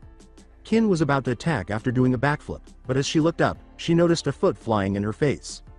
Aw shit! Kin was knocked out after being kicked in the face and slammed into the wall. After running to the kunoichi, Hayate examined her. She was not going to be awake for some time. The Jinchuriki clapped as Amaru ascended the stairs, and Hayate got up and faced the crowd. "The winner of match 1, Amaru," Hayate said. Hayate went back to the stands to watch the next match be chosen by the board. After going through the names, the board came to rest on the next pair of opponents. As Tenten produced several scrolls and Yugito withdrew a pair of clawed gloves, Kunoichi yelled, "Ni Yugito, Tenten," and leapt into the arena. Yugito stood quietly as the two Kunoichi faced one another, Tenten grinning haughtily. The match between Ni Yugito and Tenten, Hajime. Tenten hurriedly unfolded her scrolls, bringing forth more than a dozen weapons. After grabbing 2 throwing scythes and hurling them at Yugito, she proceeded to seize a couple of kunai. She ran at Yugito with a whip chain after throwing them to pursue the scythes. The blades of the scythes were destroyed as Yugito swiftly cut at them. Then she cut right through the middle of the kunai. The whip chain Tenten had swung at her was stopped at the last second by her. Pulling on the chain, she tightened her hold. Yugito grinned contentedly before abruptly letting go and pulling as hard as she could on the whip chain. Tenten ended up being swung through the air after losing her footing. As she almost hit the wall, she quickly straightened herself and released her feet first. Crack! She shivered as she felt her leg break and had to unfasten the chain she was using. A remarkable piece of equipment, perfectly clean, no dents, no fingerprints, a mockery of a weapon. Yugito swiftly withdrew and grabbed the chain's handle, then proceeded to examine it. She used her claws to cut the chain to pieces, saying, "A weapon must be in good condition, yes, but a weapon is useless unless its user can work it, and by the looks of your weapons you spend more time cleaning them than practicing with them." Tenten growled at Yugito, saying, "What do you know? I doubt a little Kumo bitch would know anything about our village, or how we weapon masters pride ourselves in our weapons." Tenten took an embroidered scroll out of her pocket and said, "Let me show you how we of Konoha outclass you Kumo scum." She rubbed her blood across a set of seals, and a huge puff of smoke appeared. After it cleared, Tenten held a beautiful but heavy sword. It had a wide, curved blade that appeared to have seen many battles, but it also appeared to have been very well maintained. Not a dust particle on it, in fact, it appeared to have been out of the sun for years. When Tenten saw the blade, Tenten growled at Yugito and charged, saying, "I admit the blade is impressive, it looks like it has seen many a battle, but judging by the looks of it, it probably hasn't seen daylight in over a year." "Stop talking, bitch." Tenten heard a cracking sound and felt a painful blow to her stomach before she could move 5 feet. She found her sword cracked, no, shattered, where she heard the cracking sound after looking down to see that she had been punched in the stomach. As she gazed at the ruined remnants of her favorite sword, she collapsed. As she started lecturing her, Yugito knocked her to the ground, saying, "A weapons mistress, you?" She deliberately stepped on the only part of the blade that was not broken, the hilt, as she walked back up the stairs. That's a laugh. Only one who truly masters their weapons. Only one who spends all their days studying, training, conditioning their body to use all weapons, deserves that name. As the upcoming bouts were being shown, Tenten was carried out of the arena. Uzumaki Naruto, Inuzuka Kiba. The dog boy leapt into the arena as Naruto followed suit, and Kiba grinned with satisfaction as he started howling with joy. "Hoo-ya Akamaru, looks like it's our lucky day boy."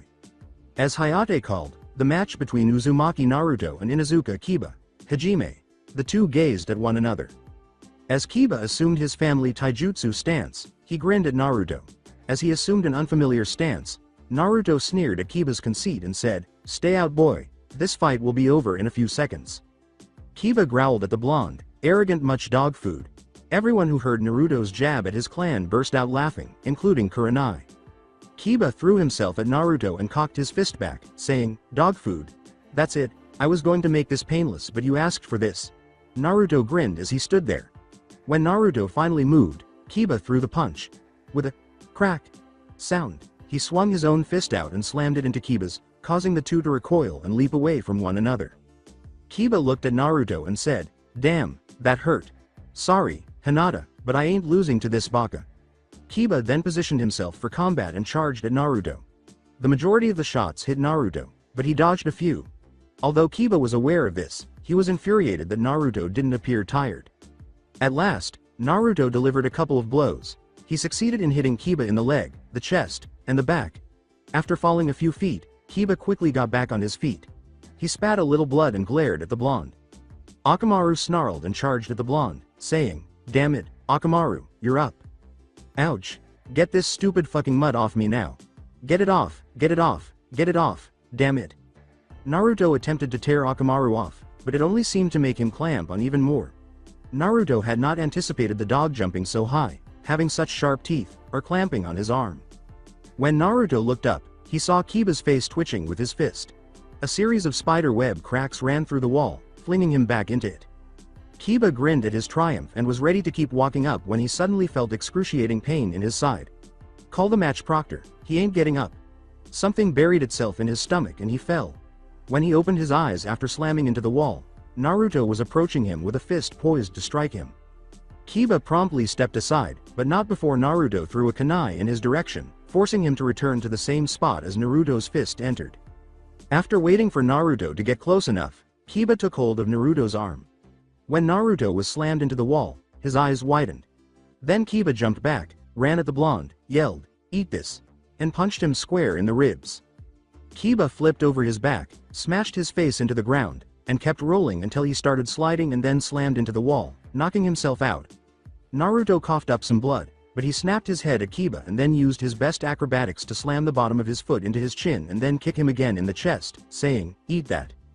Jumping down to Kiba's unconscious body, Hayate felt for his pulse. After letting out a sigh, Hayate stood up and said, "Winner by knockout, Uzumaki Naruto."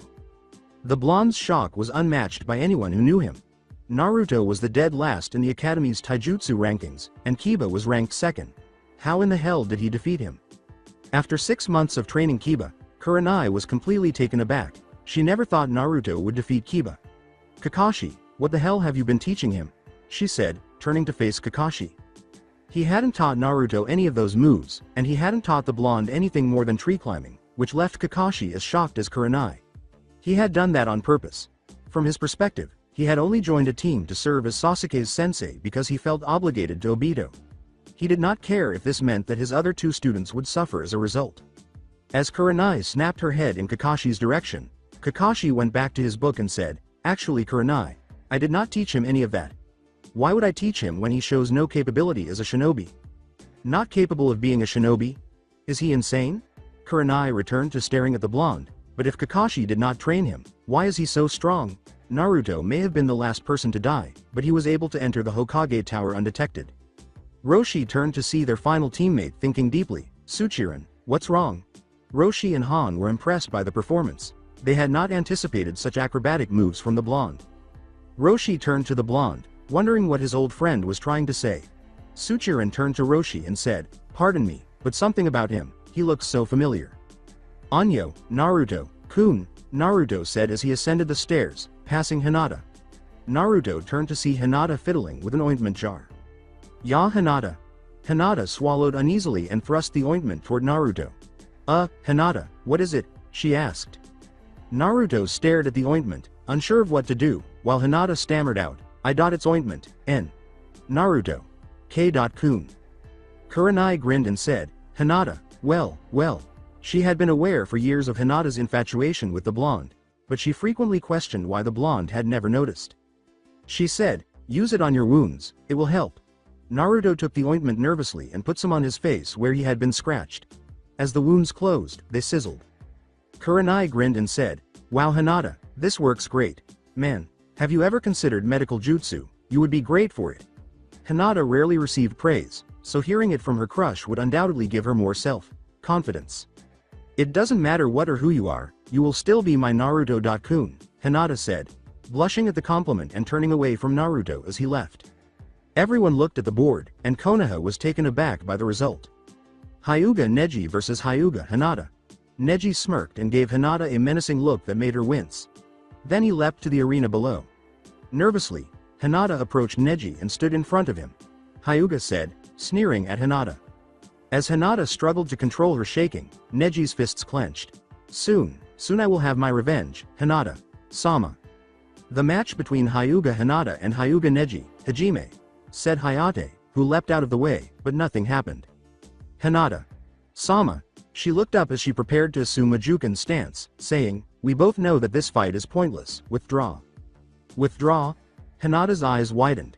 As he spoke again, Neji grinned and said, "You probably only entered this because you would feel guilty that you held your team back." Hinata snapped her head up, clearly nervous. "We both know that fate has decreed that I win. You are just the lowly main branch member who has no talent whatsoever. You are destined to remain as you are, a pathetic, worthless failure, who will never extend beyond what she currently is."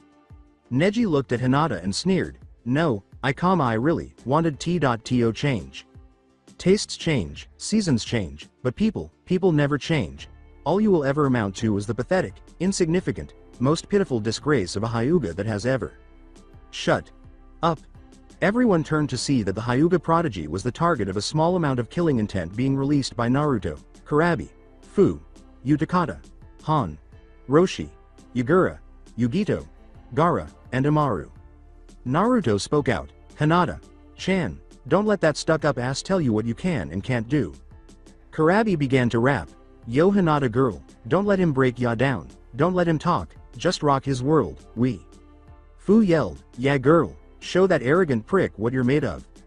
Utakata said, pop his little closed bubble, and take him down, in a composed yet obviously aggressive tone. Take that fucker down, bury his ass, yelled Han.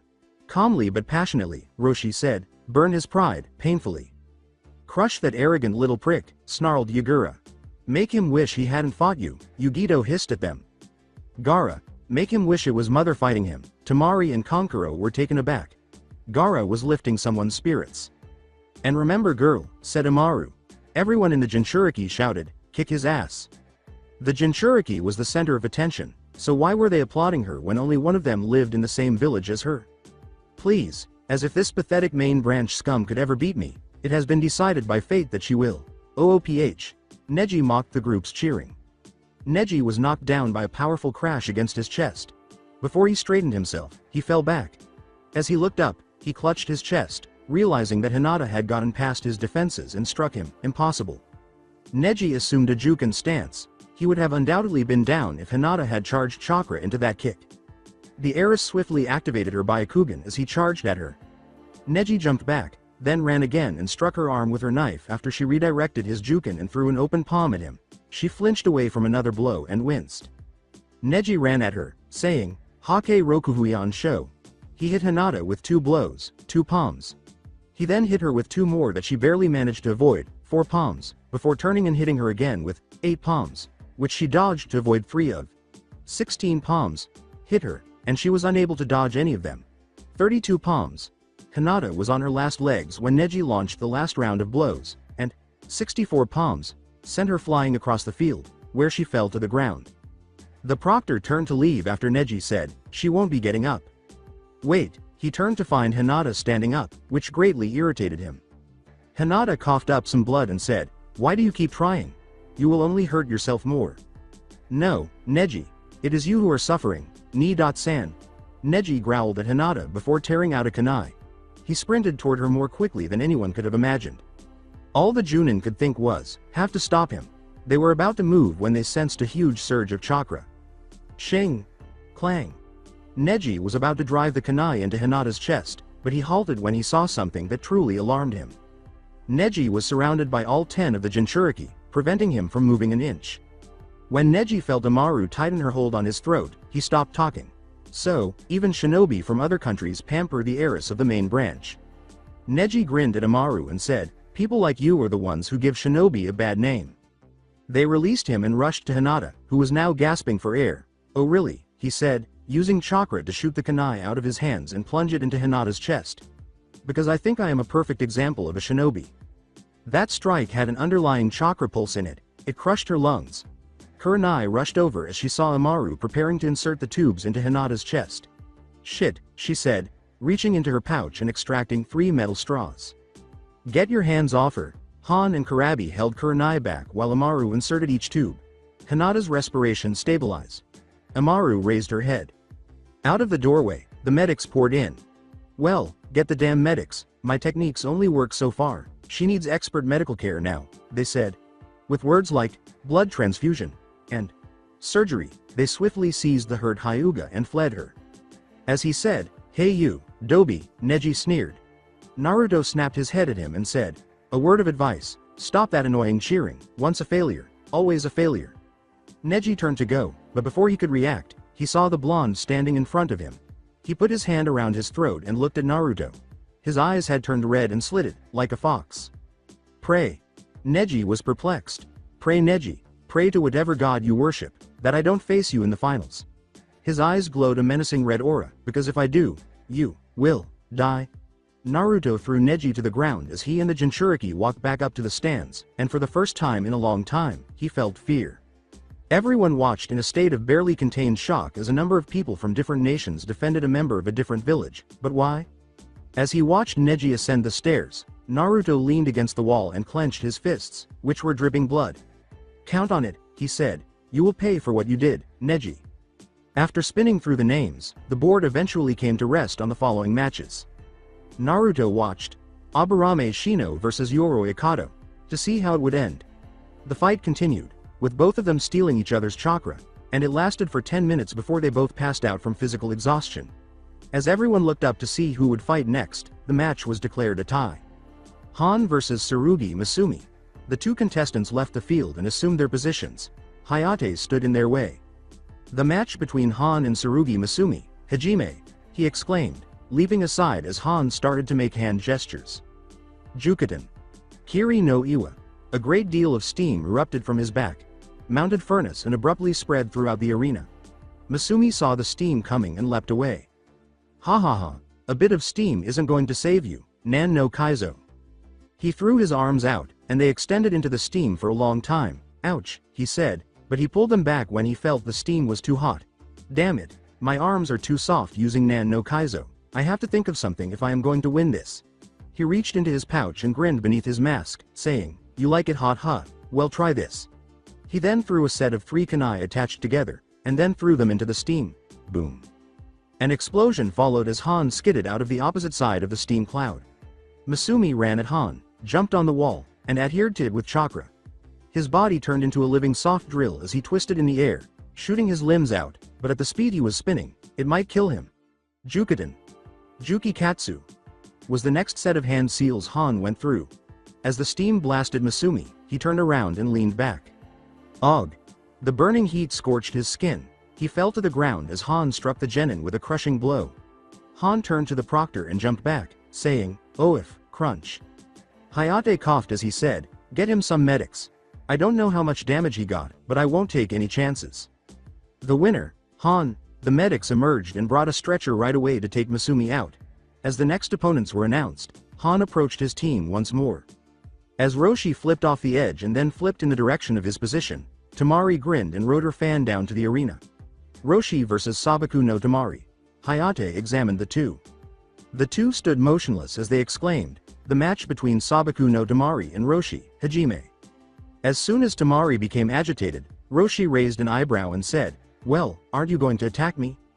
Tamari screamed, her forehead twitching, Shouldn't the lady be allowed to strike first? She swiftly flipped out her fan and swung it, sending violent wings at Roshi. Roshi stood there and closed his eyes, but he snapped them open when the wind was only a foot away. You bastard, do you honestly think I need the first strike to take you down? I'll take you down in one strike you bastard, she said. Yoden. Hi Cabe, he said, slamming his hands into the ground, and the wind was abruptly stopped by a wall of lava. Temari's eyes grew wide as he started to rotate his arms. Yoden tsunami, he said, thrusting his hands forward as his lava wall abruptly turned into a tsunami. Tamari used her fan and took off, but her fan got caught in the lava and began to burn. She fell to the ground after becoming sidetracked and losing concentration. She closed her eyes as she watched the tsunami approach, but when she heard the word, stop, her eyes snapped open. Suddenly, she was encircled by sand, which soon turned to glass. After a minute, the glass broke, and an arm of sand swiftly dragged her away from the glass's orb. She noticed that Gaara was conversing with Roshi. She was shocked. Did Gaara just call her sister, please? I would appreciate it if you did not attempt to harm my sister, brother. Tamari was taken aback by Gaara's sudden change in behavior, but the two continued talking. I am sorry brother, I meant her no harm. What's happening? Is this my little brother? What happened to him? She thought about this the entire way up to her team. Kankuro noticed and asked her a question. She jolted to attention, asking, Hey Nei, Chan, what's wrong? Nothing, nothing at all. As they waited for the next competitors to be displayed, everyone's eyes were fixed on the board. The next two names were revealed when the flickering finally stopped. Karabi whooped, all right, and leapt into the air. As he gazed at the board, Kankuro, who was perspiring profusely, said, Oh shit. Karabi no Kankuro vs Sabaku. Karabi kept whooping with delight, saying, Oh yeah, the Karabi is ready too. Proctor I forfeit. Everyone looked at Kankuro, who was obviously afraid for his life and had his hand up. Karabi yelled, What the hell? Come on, why are you quitting? After glancing at him. Just staring at the proctor, Kankuro said, I forfeit, please move on to the next match. Hayate coughed a little and gestured to the stands to restart the board after the proctor nodded and sighed. I can't believe it, here I am, ready for a fight, and that little punk chickens out like a. Ouch! Karabi snarled and twitched as he clenched his fingers around the bars of the stands, glaring at Konkuro. She was silenced when Fu abruptly punched him in the kidneys while wearing an irritated expression, and then she resumed watching the fights. The board started to cycle through the remaining names as everyone's focus returned to it. With just a handful of competitors remaining, Fu's chances of moving up considerably increased, and she was eager for the opportunity to compete. She smirked as she leaned over the rail and watched her name flicker. On the inside, Gaara was excited to face his next opponent, but he watched the board with indifference. Just leaning against his staff, Yagura blinked every time his name was called.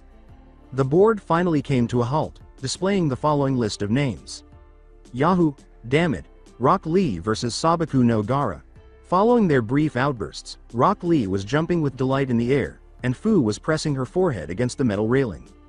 Yes, at last, I, Rock Lee, shall have my chance to fight. Congratulations, Lee. Now get out there and show them what you are made of, said Guy, smiling as he put his hand on Lee's shoulder. Guy. Sensei. Lee sobbed and gave Guy a hug. Guy started crying too and gave Lee a hug in return, saying, Lee. Guy. Sensei. Lee. Guy. Sensei. Lee. Thwack. An angry Fu, foaming at the mouth, slapped both of them over the head. Would you two knock it off and get in the arena? She yelled, grabbing Lee by the scruff of his neck and throwing him face first into the ground floor of the arena. Guy was about to say something when Fu pointed at him and yelled, shut up, but he just stared in disbelief, looking between Fu and Lee. With a heavy sigh, Yagura said, Sister, you need to control your temper. Fu crossed her arms, snorted, and said angrily, eat me. Itai. Lee looked up as he pushed himself up while tending to the bruise on his head. Well, are you going to fight, or lay there? He asked, observing Gaara standing a few feet away with a neutral expression on his face. Lee scowled and jolted to consciousness. The next match between Rock Lee and Sabaku no Gaara, Hajime, sighed Hayate as he glanced between the two and moved aside. He made a wise decision. Without wasting any time, Rock Lee launched himself at Gaara, swinging his right leg in a sweeping roundhouse motion that was aimed at Gaara's legs. Gaara didn't even attempt to block or avoid the kick. Lee anticipated a lot of things as the kick whirled in Gaara's direction. He anticipated a last-minute deflection, a quick block, or even a successful hit. He wasn't prepared for a wall of sand to appear out of thin air and block his kick. When the sand attempted to grab hold of Lee, he jumped back, skidding back several feet, his eyes widening. He tried to assess the situation by glancing at Gaara and then back at the sand. That wasn't a sealless technique because Gaara hadn't moved and he hadn't experienced any chakra bursts. Whatever it was, though, it was powerful enough to deflect Lee's kicks, something Neji himself struggled mightily with. At last, Gaara said, Are you done? Breaking out of his reverie, Lee smirked and swung his arm at Neji, saying, Nope. As before, Gaara waited for Lee to approach without taking any action. Lee aimed for a close line with a swing of his arm. But as before, another wall of sand blocked his blow. This time, it was able to seize Lee. When Lee attempted to back away, the sand gripped his arm like an iron vice, causing him to wince. Just staring, Gaara muttered, My turn. The tendril of sand that was wrapped around Lee's arm swung him around like a marionette and repeatedly smashed him into the ground as he was suddenly thrown through the air, suffering whiplash. Every time Lee was lifted off the ground, he coughed and choked, feeling his ribs crack and his lungs being deprived of oxygen. Without wasting a second, the tendril of sand swung Lee against the wall before hurling him directly to the ground. Gaara glanced down at Lee, who was gushing blood. Call the match. Gaara then looked up at the proctor, who, like everyone else in the stands except for the other Jinchuriki, was staring in disbelief. The winner is, S. Sabaku no Gaara. Hayate blinked a few times while looking in disbelief. Gaara turned his head and nodded before jumping back into the stands to watch the next game. Guy had to be restrained by the medics as they rushed to Lee in the meantime. Maeda-san, you need to stay back while we stabilize him. We don't want to risk aggravating his injuries. What damage has been done? Guy asked, casting a worried glance at Lee. The doctor looked at Lee. Well, from an initial scan, his ribs are broken, and his lungs are under some pressure. His arm is also broken and his neck needs to be straightened. He likely has other smaller injuries, but we should know more later. Now please, step back and let us do our job.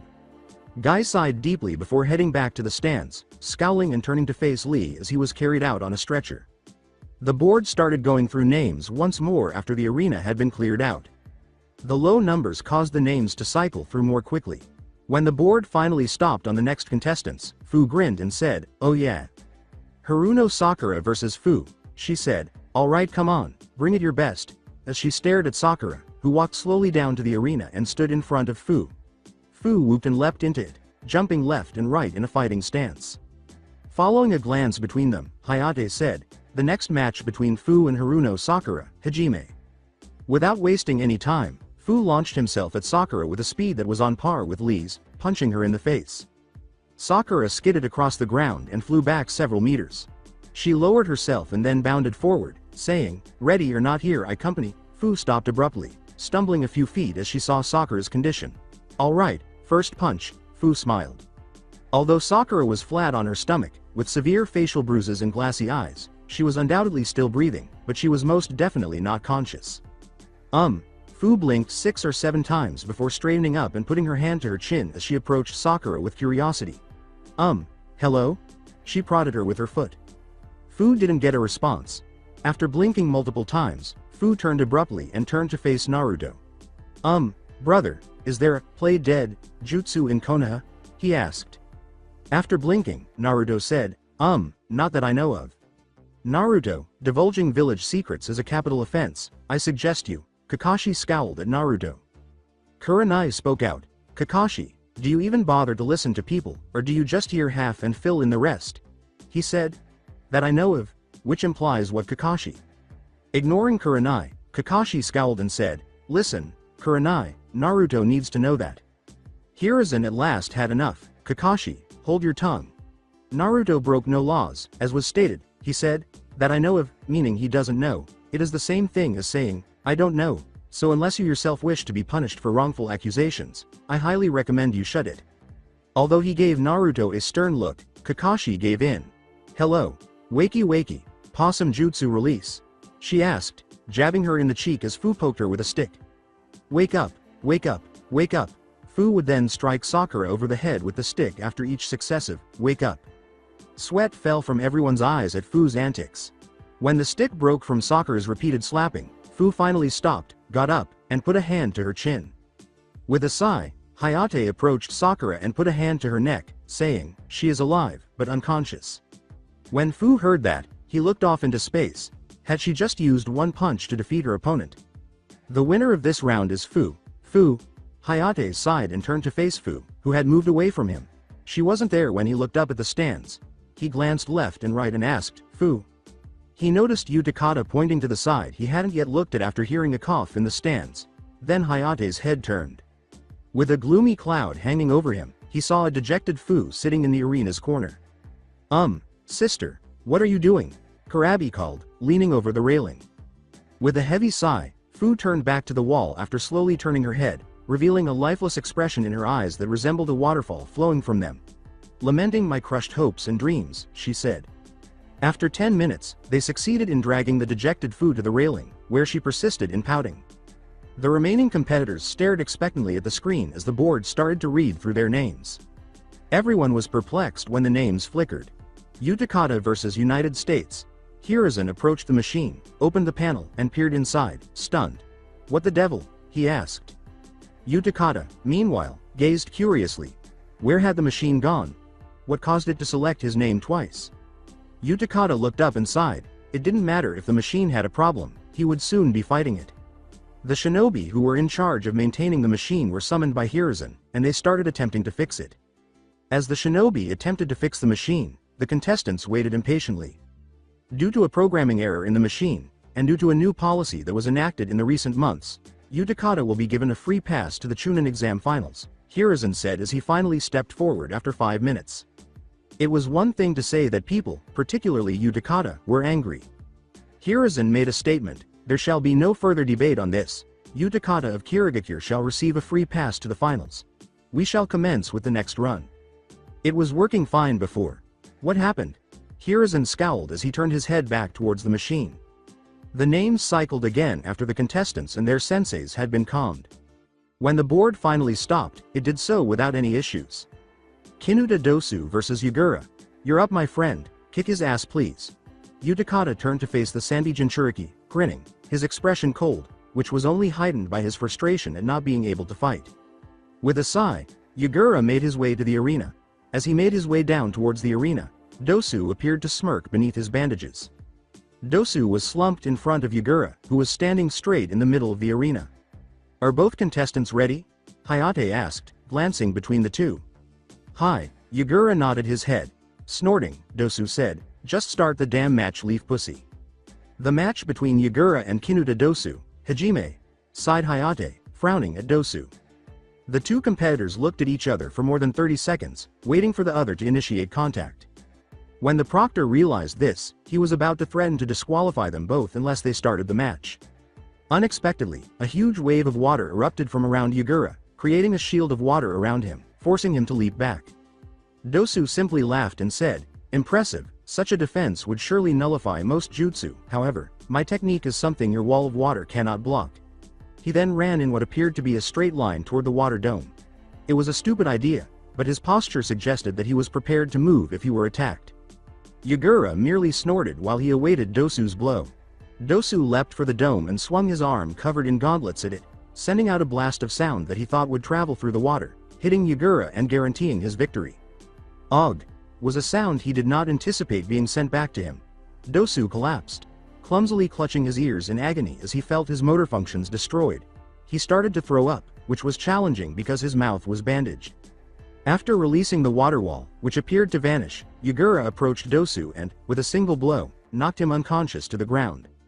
The winner of the match is Yagura. Hayate stared for a moment, stunned by what he had just witnessed.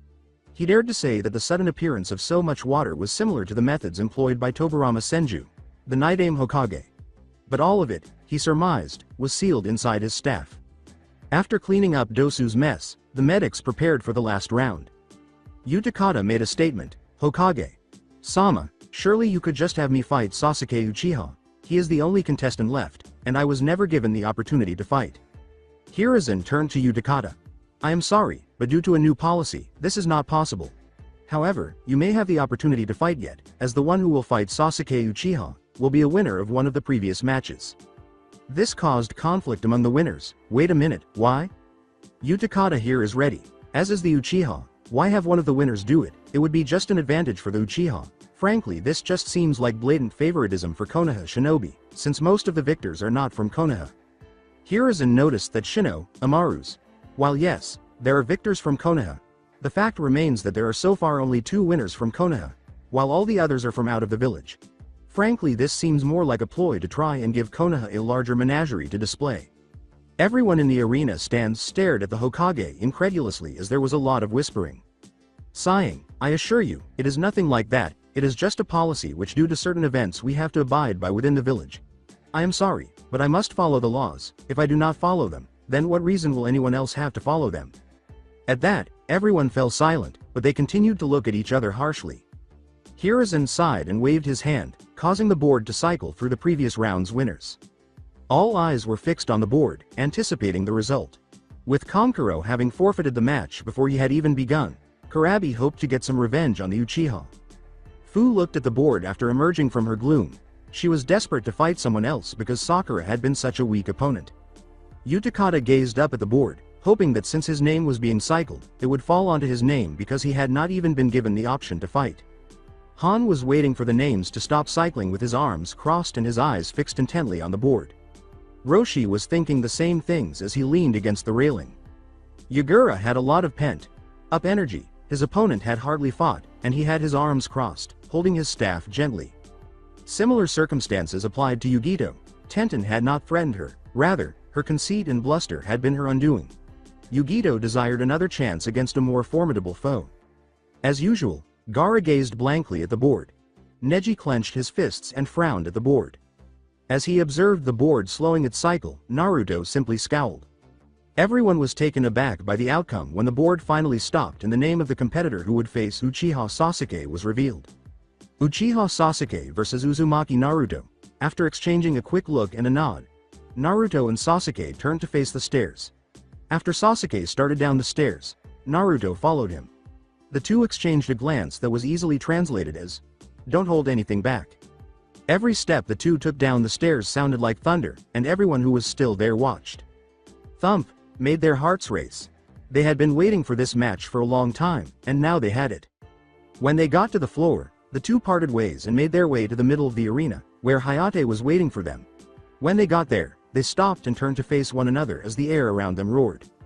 Sarutobi was shocked and furious. He simply knew that someone wanted this fight to happen, and he had a pretty good idea of who that someone was. Why in the world was Naruto going again? And against his own teammate? A mile away, the sneezes of three elderly retired shinobi made them all think, someone must be talking about me. Returning to the stadium, a battle between a Jinchuriki and a host of a demonic virus would undoubtedly be one to remember, and the Jinchuriki watched Naruto with bated breath. Hayate watched as the two competitors fixed their gazes on one another, oblivious to the mental dialogue that was taking place. Naruto's point of view: I walked down to the arena and finally got to fight Sasuke after he looked at me. He is the closest thing I have to a brother, even though I acknowledge that we are not the best of friends. I detest it when, Naruto, does that, yeah Kyuubi?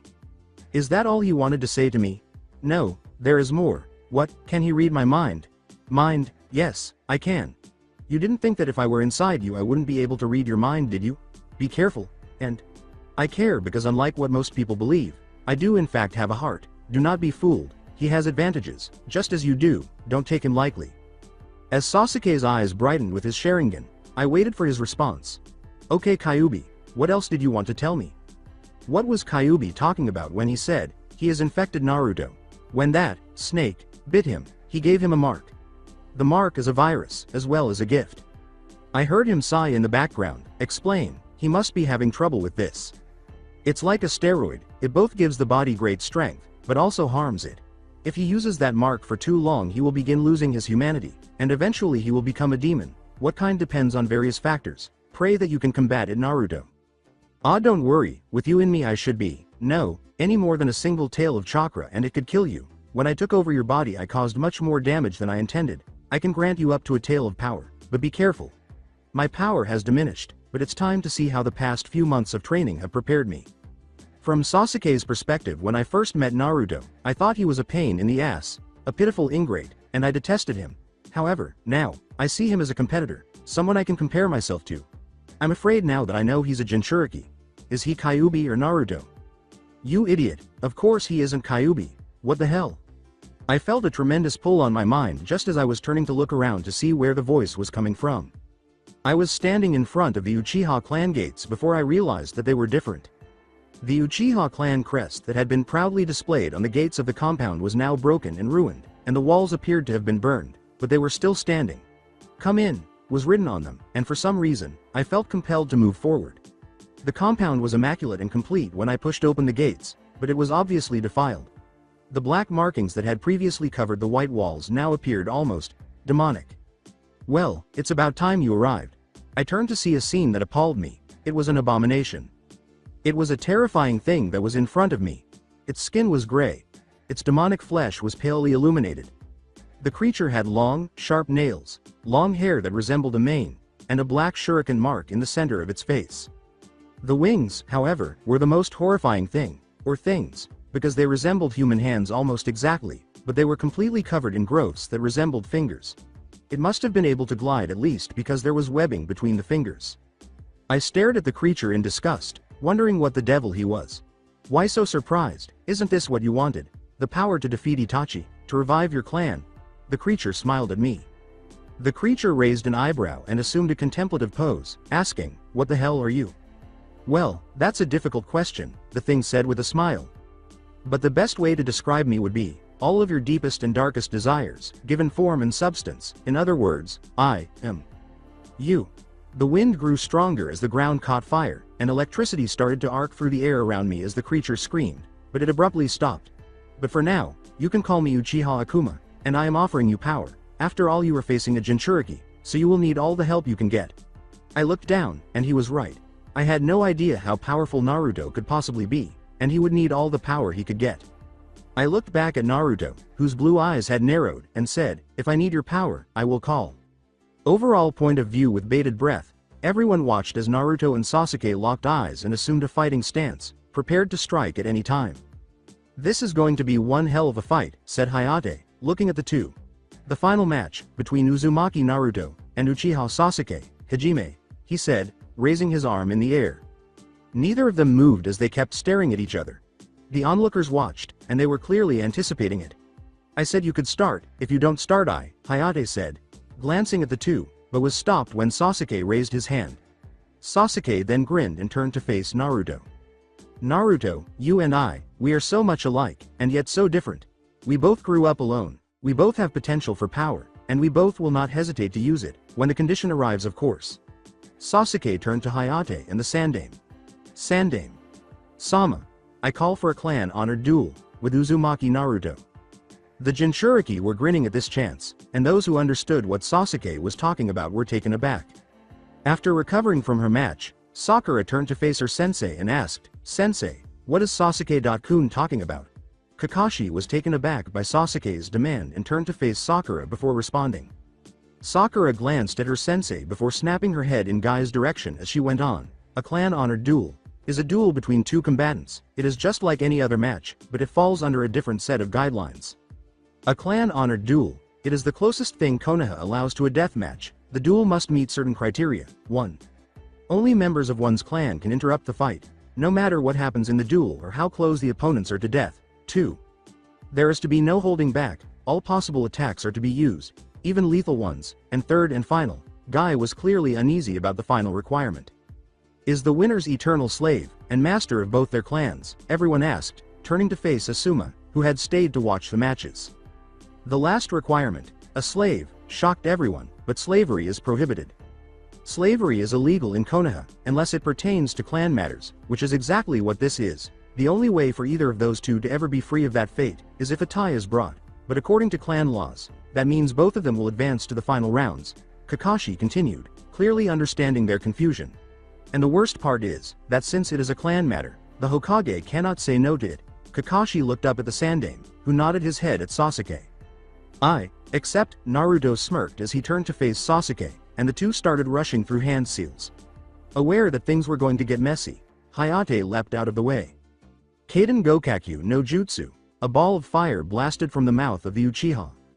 A tremendous gust of wind headed directly for Sasuke with the words, Fuden. Daitopa. The fire abruptly redirected back towards Sasuke, and, boom, the two jutsus collided. As he produced a shuriken, Sasuke leapt aside and hurled it at the blonde, who deftly sidestepped it. A dozen clones materialized when Naruto abruptly put his hands in his favorite hand sign, Kage Bunshin no Jutsu. Half of them transformed into Fuma shuriken, while the remaining seized each one in midair. Sasuke jumped away from the shuriken that were scattered all around him as they threw the altered clones at him. When Sasuke felt the pulse of chakra from each Kage Bunshin, he was about to charge at Naruto and exclaimed, "Oh shish. T." Boom! Was the explosion of the shuriken. Turned clones. Sasuke crossed his arms to deflect some of the shrapnel, but he was unable to do anything because he was in midair when he looked up and saw the 6 surviving Narutos approaching. 3 Narutos fired beneath him. The first one kicked him, Uzu. The second one said, "Ma," and then kicked hard in the same spot, causing a cry of pain. With a spinning kick, Ki, the third one propelled Sasuke higher. The other 3 were above him when Sasuke opened his eyes. 2 of them were adhering to the ceiling, and the final one was approaching him. The first, Naruto, struck Sasuke in the ribs before repositioning himself in midair and propelling him back upwards. When Sasuke saw the other 2 Narutos leap from the ceiling and seize each other's hands as they spun in his direction, he was shocked. Sasuke sprang for the ground, saying, "Renden," but quickly repositioned himself to make the landing less painful. When he looked up, he saw that there was only one Naruto left and that the clones had disappeared. He assumed a defensive stance and ran in his direction. Sasuke threw a blow at Naruto, who ducked to the left and threw one back at him. Sasuke caught the blow and lunged forward. As Sasuke charged, Naruto spun to the right, still holding him in, and struck him. Sasuke saw it coming and flipped out of the way, kicking Naruto in the face 3 times in a row before rolling away. With one hand, Naruto held his face while using the other to block a blow that Sasuke was about to deliver. Sasuke produced a kunai and hurled it at him, causing him to leap back. Sasuke came running at Naruto, but just as he was about to strike him, he ducked out of the way and kicked him in the face. Sasuke rolled before slamming into the wall. Naruto finally recovered from the pain. Naruto turned to leave after coughing up some blood and starting to pant, but he was abruptly struck by a shadowy presence. When he turned around, he saw that Sasuke was pushing himself up, but a tornado of black chakra was encircling him. Sasuke's eyes were sadistic as he looked up. Sasuke charged forward at unnatural speeds, and Naruto was powerless to stop him. In the stands before Sasuke got out of control, Kakashi was going to leap into the fight to break it up when he was grabbed by both arms. He turned to see Kurabi and Han restraining him. "What are you doing? If Sasuke's curse gets out of control, we will lose him forever," Han said, tightening his hold on Kakashi's arm. "Do not interfere." The three then focused on the match. Kakashi attempted to use chakra to get out, but he didn't feel like it was being drained as quickly as it was being extinguished. Kakashi was unaware that every time Han pushed out chakra, more steam emerged from his back. Returning to the battle after Naruto was flung to the ground, Sasuke grinned and raised his foot to crush the blonde's head, but the blonde's hand grabbed it as he brought it down. "Why can't you just?" Sasuke growled, but he was interrupted when the blonde abruptly twisted in midair and kicked the side of the Uchiha's face. Sasuke righted himself in mid-spin and spun for a moment. He glanced back at Naruto, who was having trouble standing up, and he hesitated for a moment before shaking himself off.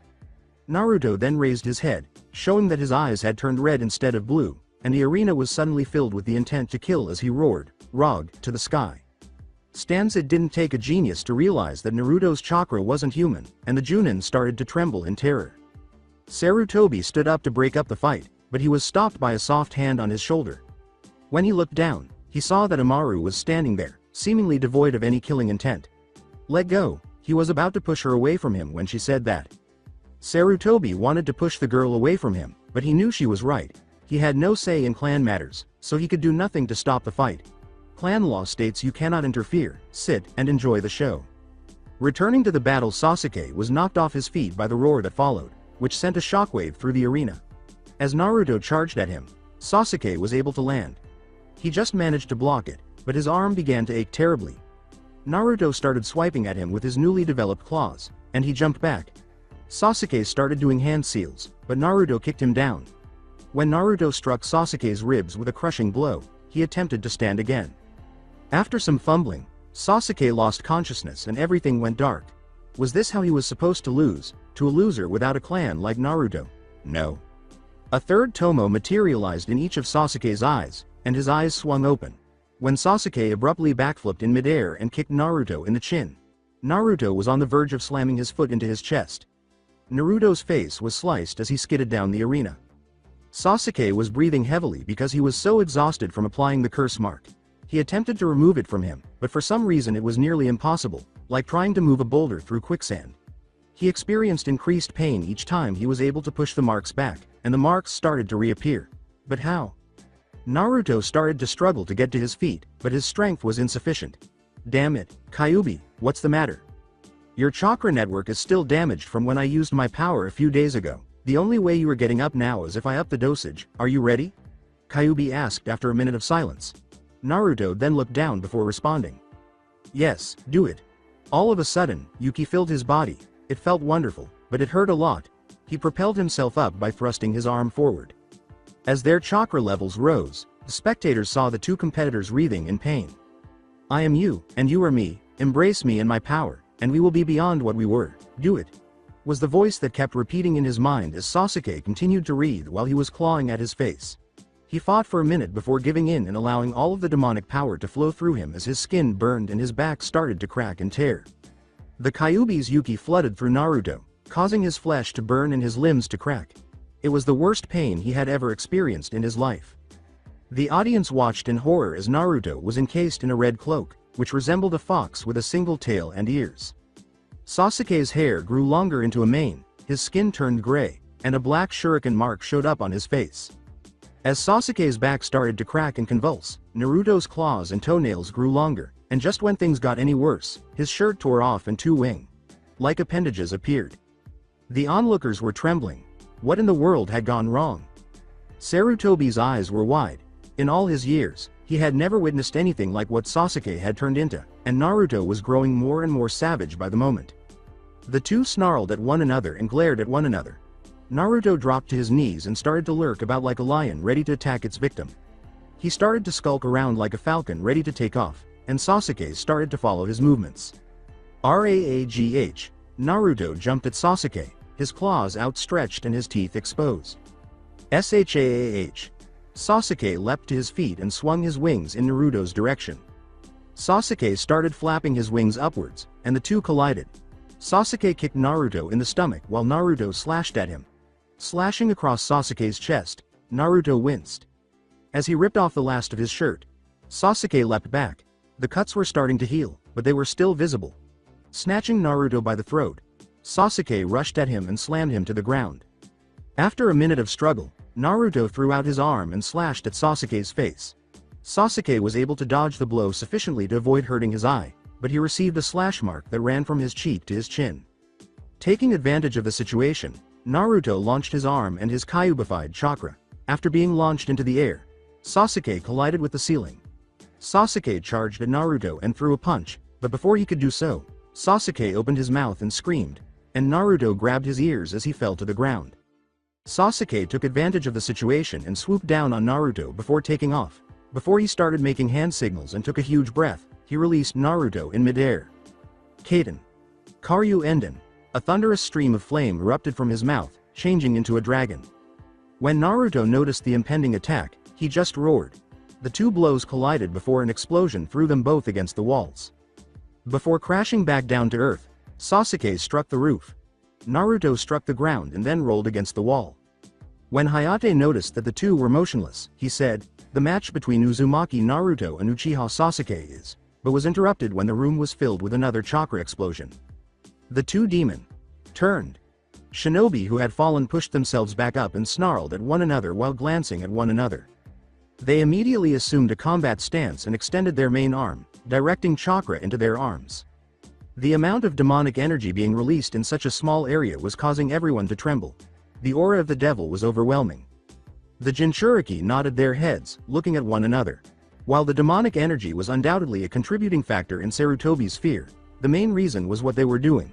The two were going to unleash all of their usable chakra on one another. The ensuing explosion of demonic energy would not only be felt throughout Konoha, but it would also destroy their chakra networks, putting an end to their shinobi careers. As his arm started to burn and the skin started to melt off, Naruto flinched in agony and thought, "Damn, I don't have much time. I got to finish this." As he coughed up blackened blood, Sasuke started to feel ill and thought, "Damn, this power is poisoning me. It's now or never." As they called out the name of the technique they were employing, the two threw themselves at one another. Shuakai Chakra Sentu. As the two approached, the energy started to hit each other as though they were drawn to one another. They were just a foot away from making contact. Now, the Jinchuriki abruptly stopped the two fists. Yugito was holding Sasuke back, Yagura was holding Naruto back, and Han was standing between them, grabbing each of their fists.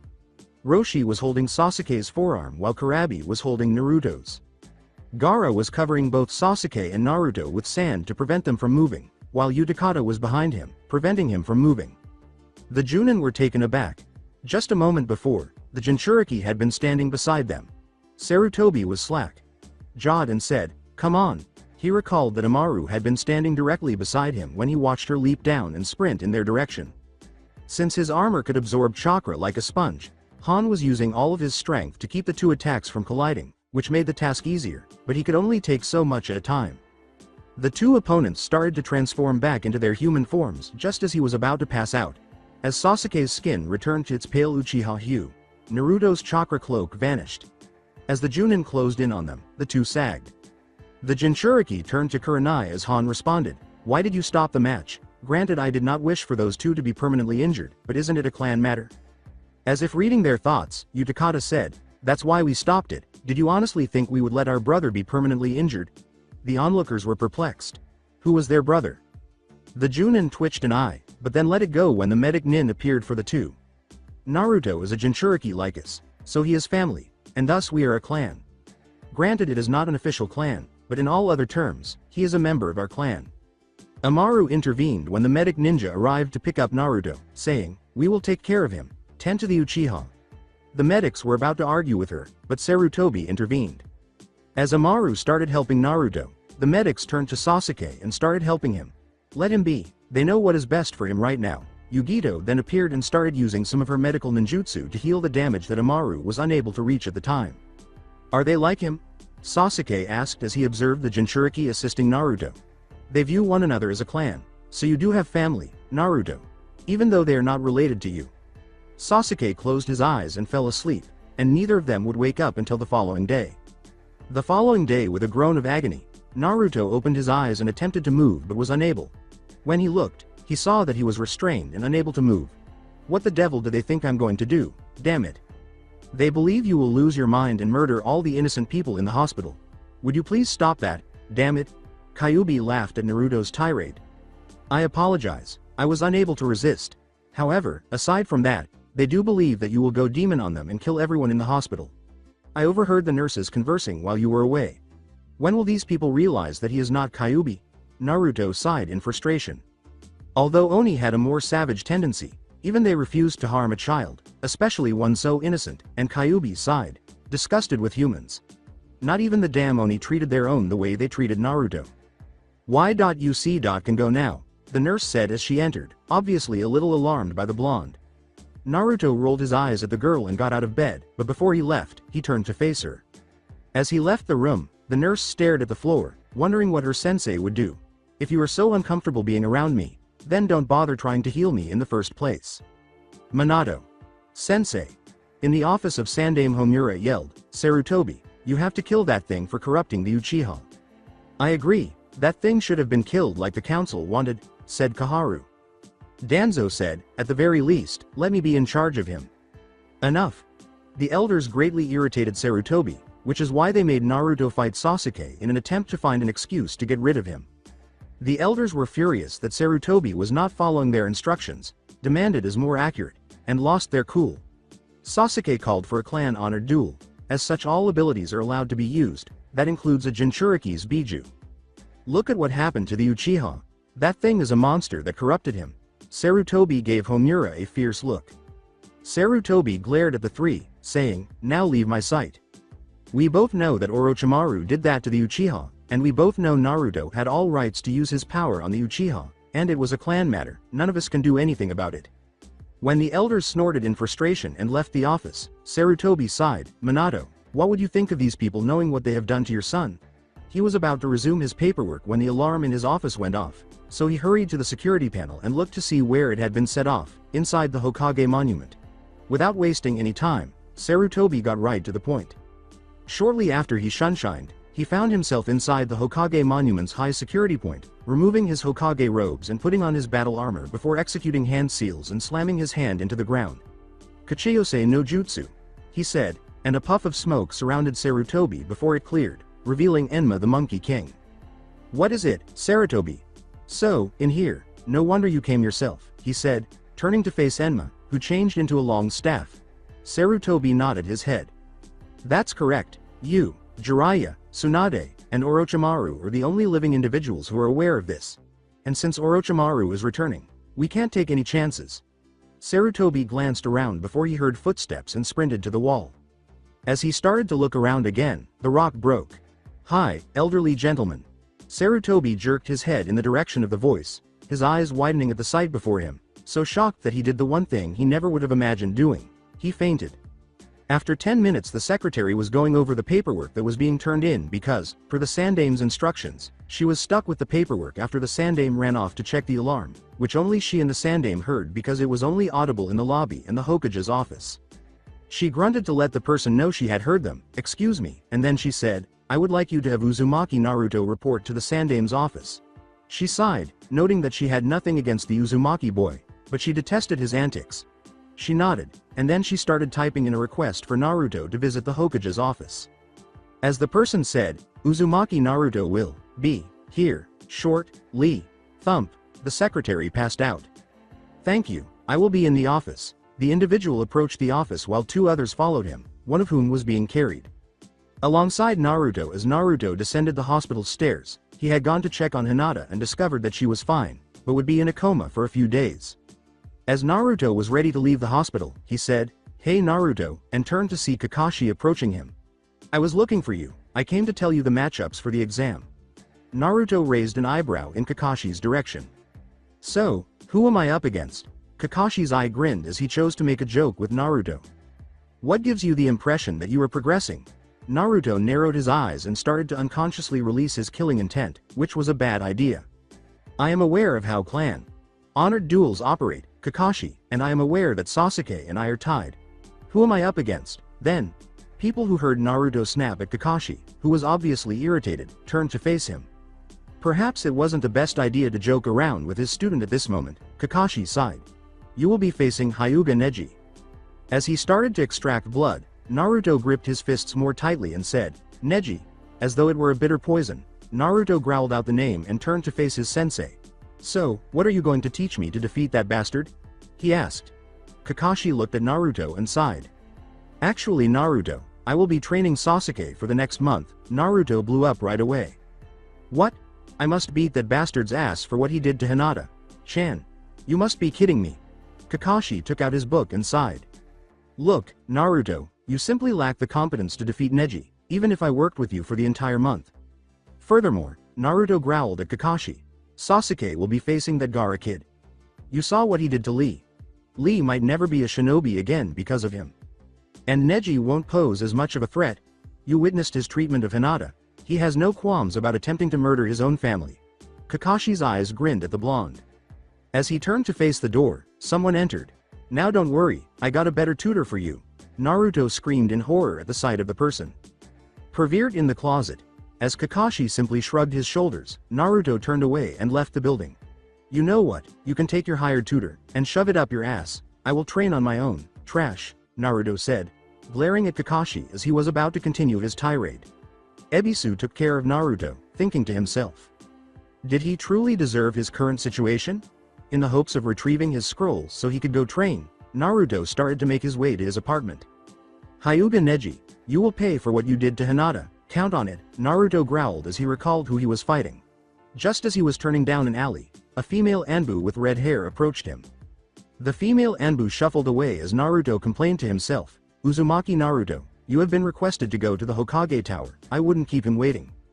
Ignoring the villagers' vile looks, Naruto started to make his way to the Hokage Tower, asking, what does the old man want now? The doors were wide open when he finally got there, so he took out his kunai and positioned himself in a ready stance. He then slowly edged towards the office, but as soon as he noticed movement there that wasn't the old man's, he made his favorite hand sign and called forth 3 Kage Bunshin. He and the Bunshin charged into the room, but when they realized who was there, they froze in place.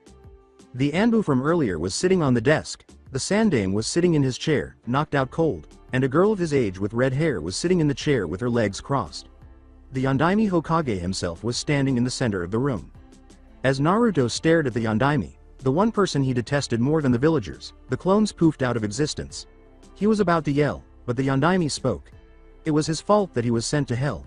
It was his fault that he had endured more suffering than any criminal ever should. Hey, Naruto, how are you, my son? Gazing at the Yondaime, Naruto's eyes grew wide. What, why? Your son. The Yondaime was still alive, and he was his father? Naruto was blank.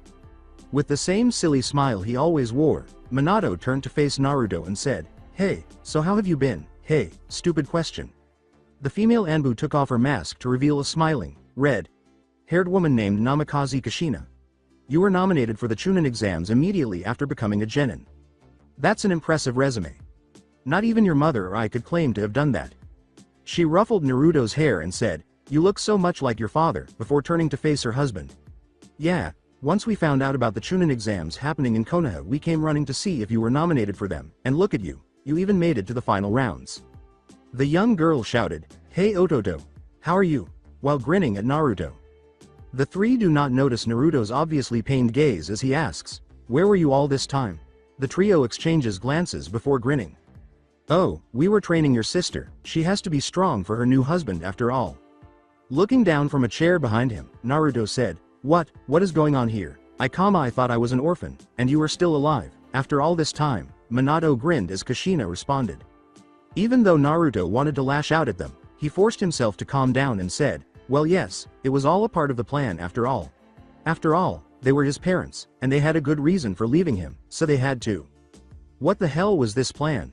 Minato replied after glancing at Naruto. As the Sandame started to awaken, He sat at his desk and said, "Oh, why not? You are a primary part of it after all." When Sarutobi attempted to move, he discovered that he was too exhausted to do so.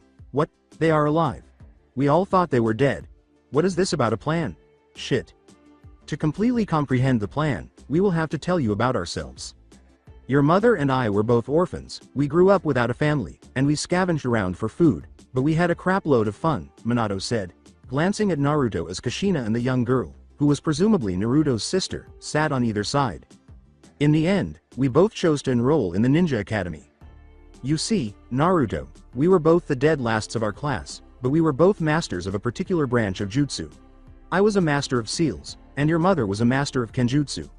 Of course, your mother and I did not even meet until we fought each other during the Chunnin exams. After all, your mother and I lived in 2 different countries. Minato laughed nervously. As a result, we rose to prominence among the elemental nation's shinobi. We were pretty evenly matched when we fought, Kushina continued, but he finally got a hit on me and managed to injure me. He could have killed me at any time, but instead he kept me safe and got me back up to health. He took me to Uzu no Kuni, my native land, but it had already been destroyed when we arrived. After your father offered to take me to Konoha, we started to get to know one another better, and a year later, he proposed to me. I joyfully replied, yes. A month later, the Sandaime married us, and a week later, your father was crowned Yondaime. Kushina grinned at her husband as Minato went on.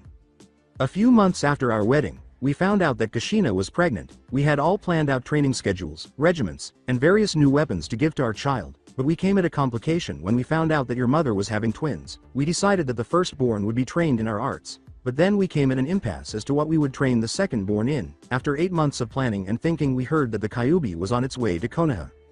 I planned to drag the Kyuubi to hell by using the Shikifuin jutsu to summon the Shinigami, but then I came at a realization.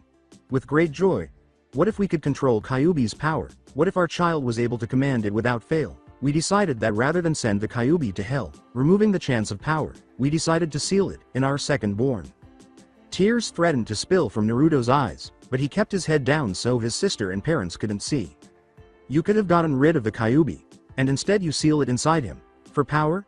The Sandaime said, his eyes widening in icy, blazing rage. Sarutobi was attempting to move but failing. Kushina continued, on the week before the Kyuubi was supposed to attack. We discussed what we would do about our second-born. If we brought it along with us, then we could destroy all of our years of planning. And we did not know anybody who could possibly using a Biju's chakra, so we decided that our second child would stay here while we trained your sister. But then we thought of something. What if you never found someone that you could spend the rest of your life with? Your legacy would end at you. So, we decided to arrange a marriage between you and your sister Sora. After all, who could you possibly be closer to than your own flesh and blood? For the first time in years, Naruto started crying as he gritted his teeth and realized that they had abandoned him due to a plot. We decided that it would be easier to train your sister if everyone thought that we were dead, so we made it seem like both of us died, and after I sealed Kyuubi in you with my altered Shikifuin, we headed out to train your sister to be the ultimate kunoichi, and your wife, Minato continued, glancing down at a trembling Naruto. So come here, son. Give your family a hug. The 3 grinned like Naruto, oblivious to the amount of shit that was happening and going straight for them. Those bastards. Do they have any idea what the life of a Jinchuriki is? Minato, you disgust me. When I am finally able to move, you are dead. Sarutobi was so furious that he was trembling enough to move his heavy-ass chair. They left me, they abandoned me, for some plan. Why? Do they have any idea the life I had to live, the torment I had to endure, and they set me up to marry my own sister? Naruto clenched his teeth as his canines began to lengthen with his nails. No, Naruto's eyes turned crimson red as his rage was let loose. Minato had a lot of expectations. He thought his son would leap up and hug him. He thought he would run around yelling that he was the Yondaime's son. He thought Naruto would be thanking him for giving him his strength. However, he was not prepared for what transpired next. When Naruto lifted his head and looked into his parents' eyes, the entire world fell silent. His streaked face twisted in anger and hatred. As Naruto yelled, "I have no family," a tremendous amount of pressure to kill was released. The glass windows of the Hokage Tower were shattered into pieces, and Minato, Kushina, and Sora were knocked down. The enormous output of demonic chakra was felt by those outside. The Konoha shinobi fled to the source of the power, and the Jinchuriki fled to locate their brother and ensure his safety. Minato attempted to move, but the killing intent was so strong that he was immobile. He turned to face his son and watched as the Kyuubi's chakra engulfed his body, forming tails. First one, then two, then three, until Naruto was encircled by a crimson chakra silhouette. Naruto, my son. Naruto pointed at the Yondaime with his clawed hand while glaring at him. Naruto's desire to kill increased, unaware that the shinobi and the different clans that sensed the chakra were observing the entire event. Don't you ever call me that, you bastard. Do you have any idea what I had to endure, what I was forced to do to stay alive, what has been taken from me before it could be given? When Kakashi sensed the Kyuubi's chakra, he ran. He was shocked to see his sensei when he got there, and even more so when he read his sensei's lips with his Sharingan. Sensei, he said, oh my god, what have I done? He realized that he had been abandoning his own sensei's son. Rin responded similarly, but she could actually hear what her old sensei was saying. Everyone who witnessed or heard the Yondaime's words looked down in embarrassment at having been shunned by their hero's son. Kushina beat Minato when he attempted to speak again. My baby, how circa could your life have been bad? Naruto growled at her. Naruto seized his jumpsuit and ripped it off, exposing his chest and all of his scars. How was it bad? How was it bad? At the sight of her Aniki's burned body, Kushina's eyes widened in horror. Sora started crying, and Minato was actually shaking like a scared kitten. Naruto pointed to his body, which was so scarred that it was impossible to tell what was natural anymore. I was beaten and tortured from the time I was 3 years old. I was kicked out of the orphanage at 4. I was never allowed in any stores to buy food, and on my birthdays, the days that I was supposed to be happy, I was tortured beyond any possible recognition, he said. But, the Kyuubi's chakra, it should have healed you, Minato said, perplexed by the scars, while Naruto roared in rage and glared at her. The shinobi wretched at the sight of Naruto's form after examining his scars. Everyone who saw the blonde thought, but demons. Hey, don't scar. And he is crying. Demons don't cry. Oh Kami, what have we done? Your own shinobi found ways around that little problem. He indicated to a scar running from his left shoulder to across his chest. A Chunnin had charged his katana with medical chakra, and severed most of my chakra network in my chest. He then pissed on the wound and covered it with salt. He indicated to a scar on his left breast. A kunoichi had tied me to a cross and rammed a wooden stake into my chest, but she did not stop there. She set the stake ablaze when it was still in my body. Naruto pointed to a scar on his back, and this was carved into my back when a shinobi used a tri-pronged kunai that he stole from the Konoha Museum, and set my own flesh ablaze, and then froze the kunai, as he carved these words into my back. The scars did in fact spell something. It was the kanjis for murderer and demon. Naruto turned towards his so-called parents and roared at them. This is the life I was forced to live, and this is what I have become because of it, all because you two left me alone to die. The killing intent from his yell was strong enough that it actually made several shinobi and kunoichi soil themselves from fear. But, I said you were to be seen as a hero, Minato said, staring at Naruto incredulously. Naruto scoffed, his eyes blazing with hatred. If you had bothered to look after me, you wouldn't have needed to ask that. I'm shocked that you didn't want to ensure that your kids didn't end up like that. You disgust me. As he went past all of the frightened shinobi, Naruto jumped out the window, followed by his Jinchuriki brothers. They all lost loved ones in the Kyuubi attack, and as a result, they developed a hatred for anyone who would desert or harm their own family. The shinobi looked at the Yondaime, who was once regarded as the god of shinobi. They had assumed that his legacy had ended with him, but now they discovered that he had abandoned his own son in order to strengthen him. After 10 minutes, when Naruto reached the Forest of Death, his fox cloak was starting to fade, and he slumped to the ground, fuming with anguish, grief, and rage. As he repeatedly asked himself, why do I have to suffer? My own family abandoned me, in favor of another. Why? Naruto slammed his fist into the ground. Why? He punched the ground every time he asked himself that same question. In the final blow, he concentrated a large amount of chakra into his fist and slammed it into the ground, causing the ground to crack and his knuckles to bleed heavily. But unlike the spandex pair's tears of joy and youth, his eyes were leaking waterfall tears of anger and pain. All of his pent-up pain and torment, which were finally released because the dam had finally burst and he was unable to contain them any longer. The Jinchuriki, meanwhile, were observing his outburst of rage and his agony when Fu emerged from the shadows and approached Naruto. Although she had never been good with kids, she knew that Naruto needed comfort at that moment, so she did what her mother always did when she was in pain. She reached out to him, making him flinch, and then she backed off for a minute before trying again. Shush, it's okay, brother, we are here for you, she said, slowly wrapping her arms around him. At first, Naruto felt uncomfortable being embraced by someone else, but he relaxed into her embrace. The Jinchuriki saw the condition of their surrogate little brother, and they went to comfort him, joining in the embrace. They weren't sure if this was their natural human instinct or if their demons were at play. Back at the office of the Hokage as his wife and daughter sobbed uncontrollably in the room's corner, Minato looked down in embarrassment as his own shinobi reprimanded and put him down. How could you harm your own child like that, you bastard? You heartless piece of shit, who would leave their own flesh and blood behind for some messed up scheme? I regret ever referring to you as our Hokage. Everyone was intimidated by the sheer amount of killing intent being released by the Sandame. Here is an eye. Minato turned to him, but the ancient Sandame silenced him with a punch to the face that would have made Tsunade wince. The insults continued, but they were all silenced when Sarutobi finally got up from his chair. You messed up a human being's excuse. How dare you? Kushina got up and ran in the direction of the Sandame, who jumped at Minato and started beating him into the ground.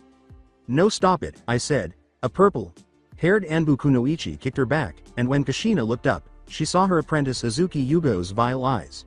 Yugo-chan? Yugo growled at Kushina. Do you have any idea how many times he was on the verge of death, and how many of those times could have been avoided if he had a parent? You are a worthless bitch who abandoned your own child. Kushina started to shake, so she braced herself and thought of a counter-argument. Had you all complied with my husband's wishes, he wouldn't have been hurt. She was kicked in the ribs, so hard that it made her gasp. It shouldn't have made a difference. He was your son, and you left him behind for a shit plan that had little to no chance of succeeding. You are a fool. She was about to kick Kushina in the face once more when Hayate, who was equally enraged, intervened. Turning to face the shinobi, Hayate said, Don't. This thing is not worth the effort. Come on, let's go find him, now. After responding with a highs, the shinobi and Kunoichi immediately set out to find the blonde, whom they now understood to be a victim in every sense of the word. Before they left, Kakashi and Rin turned to face their sensei. Kakashi said, I think I speak for Rin here when I say this. I am ashamed to have ever called you sensei. And Obito would have been ashamed of you for abandoning your son. You are worse than trash. Kakashi and Rin then leapt out of the window and went to find their former sensei's son. Yugo gave Kushina a hateful glare, sniffed, snorted, and then spat directly into her sensei's face.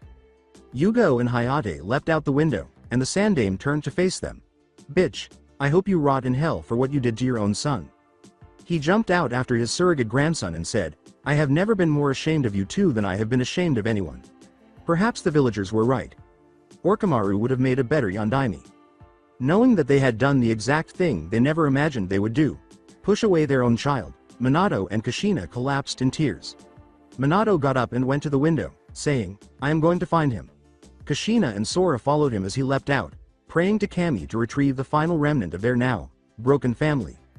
Returning with Naruto after 10 minutes of expressing his feelings, Naruto was able to relax. Yagura was on the side, cursing the Yondaime, while Fu was now holding Naruto in her arms. The profanity persisted until Utakata slapped Yagura on the back of his head. That fucking asshole, I will fucking tear him apart, I will rip out his heart and shove it down his throat. Yagura sighed, but he kept muttering curses. Would you stop it? You can see he is upset already. The last thing we need is for him to be worse. Fu turned to Naruto and said, Do you feel better? Naruto looked up at his sister, Jinchuriki, and sighed. He looked down and growled to himself, Yeah, I guess so, but the pain is still there. It isn't fair. What did I do to deserve what has happened to me? I never had a choice to begin with, damn it. Although some of them had suffered, the Jinchuriki felt sorry for their brother because at least they had their families to support them. Naruto, on the other hand, had no one. When Fu heard the Shichibi's voice, her head shot up as she considered her options. Fu, little one, Fu thought. Shichibi? She thought the buzzing she heard was laughter. Of course, who else might it be? In addition, I have a thought. As Fu's eyes glowed, Shichibi went on, How about the 10 of you go training together? It will help you all get better and get your new Oto away from this sour village. I know this perfect spot where you all can train. Thanks Shichibi. Fu turned to face the Jinchuriki and said, You're welcome, little one. The Jinchuriki exchanged glances and nodded. Hey guys, Shichibi said she knew this place where the 10 of us can train. She even gave me a jutsu that could transport us there quickly. As Fu started the hand seals, the Jinchuriki gathered in a circle and said, Okay, let's do it. In the meantime, the shinobi were looking for the blonde because they now know that he is their hero's son and that his own family burned their pride and lost faith in the Yondaime by leaving him for some foolish scheme. They were looking everywhere for Naruto. When Kakashi checked his apartment, he discovered it was empty and devoid of anything valuable. He immediately called Pakun, who attempted to locate Naruto's scent but found it to be burned away. Rin was scanning the hospital, wondering if he had used the Kyuubi's chakra to get there, but to no avail. Yugo thought he might have stopped by for a bite to eat, so he checked the ramen stand he usually frequented. Minato, Kushina, and Sora were searching everywhere, feeling more and more broken every second as they heard the villagers' cries. The Yondaime has returned. Finally the demon will die. Now our loved ones can be avenged. His foolishness made Minato want to throw himself in a bed of spikes. Had he condemned his son to this?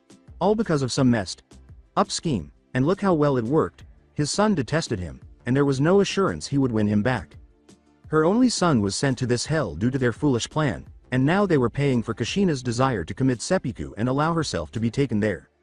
Sora's heart was pounding. Ever since she learned that she was engaged to her brother, she had been overjoyed. She thought there was nothing wrong with it. After all, who else could she be closer to? She had dreamed of the day the two would marry every night, and now they were back to discover that her brother was the complete opposite of what their parents had intended. He was not joyful, fun, or even loving. Instead, he was angry, hateful, and loathing. She looked down, thinking to herself, if I hadn't been born first, this would not have happened.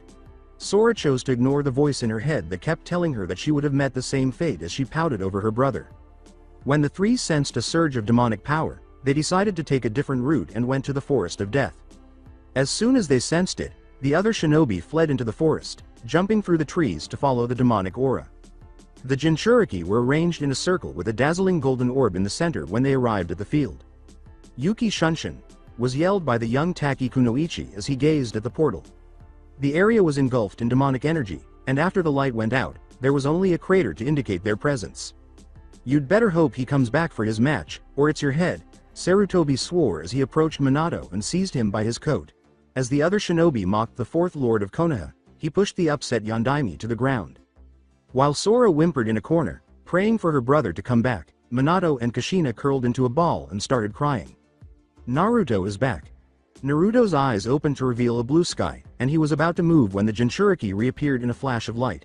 Stop! He was about to ask Fu why she was waving her arms in the air when he stopped, but his question was answered when he noticed what they were standing on. They were standing in the Forest of Death on the same piece of ground.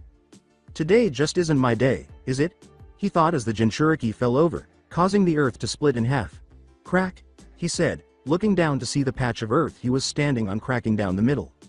I was asking for that one, Naruto said, hoping they were on a level ground, but instead they were on a point-tipped mountain in the middle of a huge forest that was encircled by a huge desert on all sides. As the Jinchuriki fell toward the ground, they screamed, Triple A Ag. Regretfully, Naruto was on the side of the mountain that descended directly. When he saw a huge spire protruding from the mountain face, he decided that it was his best option after attempting to reach for the rock and failing miserably. As he fell, he reached for the spire. He saw as he sped toward the earth, slowly approaching the wall. At last, he reached as far as he could and grasped the rock spire. His eyes widened as he felt the spire he was holding on to move. Oh shit, he thought as the spire cracked as Naruto swung downwards, but surprisingly, he did not fall to the ground. He watched as the pieces of earth fell to the ground and shattered upon impact. That could have been me, he sighed. Instead, he slid down a slippery slope and swung straight into a nearby mountain opening. He splashed into the water after sliding all the way to the bottom. Looking around, Naruto saw a ledge nearby, so he swam to it and pulled himself out of the water. He immediately swam to the top, but as soon as he got there, he gasped for air and started to retch at the taste of the water, saying, "Ah, disgusting, it tastes worse than the garbage I ate as a kid." He looked around, trying to find a way out, and shook himself off like a dog would. Damn. Where am I? In the hopes of eventually finding a way out of this place, he started to make his way down the network of caves. He continued to look around until he stumbled over a branch, fell down a tunnel, and hit the ground face first. Ah, damn, that hurts. He pushed himself up and used the room's light to wait a minute. He thought he would see a hole to escape, but instead he saw the most beautiful and perplexing thing he had ever seen. A huge crimson-red crystal stood in the center of the room, with vines emerging into it and pulsing energy into the crystal itself. As Naruto stared at the crystal, It was glowing with a menacing red light, but what, or more accurately, who, was inside it caught his attention. A girl of about 15 years old, with long black hair and a slim build, was inside the crystal. She was dressed in vintage kunoichi armor from more than a century ago, but what shocked Naruto the most was that he recognized the girl. He had studied Konoha's myths and legends during his training in the hopes of discovering something that would help him better control his chakra in more subtle ways. In his readings, he discovered legends about a woman who terrified everyone but two people. The woman inside the crystal was Uchiha Ora, the younger sister of Uchiha Madara, as evidenced by the Uchiha crest and facial markings. Naruto approached the crystal a little more closely. It was Uchiha Ora. However, she was merely a myth. Even if she weren't, it has been more than a century since her supposed death. She also didn't appear to have aged at all. He approached the crystal closely enough to study her facial markings, which appeared to be samurai tribal designs. Her blue tribal patterns extended from the corners of her eyes and curved down the cheekbones. He looked at the crystal she was in as he approached. It was unlike anything he had ever seen. The energy flowing through the crystal gave the impression that it was alive, as though it contained a living network of chakras. He positioned his palm on the crystal's surface and stood directly next to it. RMMMM was the sound of the crystal humming. As the glow from the crystals grew stronger, Naruto immediately retreated. Naruto had to shield his eyes from the intense glow, but something in the light startled him. Uchiha Ora's eyes were opening. Boom! The crystal broke, scattering dozens of fragments across the atmosphere. Being directly in the path of one of the shards, Naruto prepared himself for the pain, but when the crystal touched him, he was completely phased out. He observed the remaining crystals as they impaled themselves into the wall behind him and phased through him. He looked down, where the crystals had phased through him, and then up, where the crystal had once stood, and he shivered. Uchiha Ora stood in the center of the cavern. Her figure was as slender as Kurenai Yuhi's. Her chest stood out despite being slightly smaller than Kurenai's. Her long hair reached her shoulder blades after whipping behind her.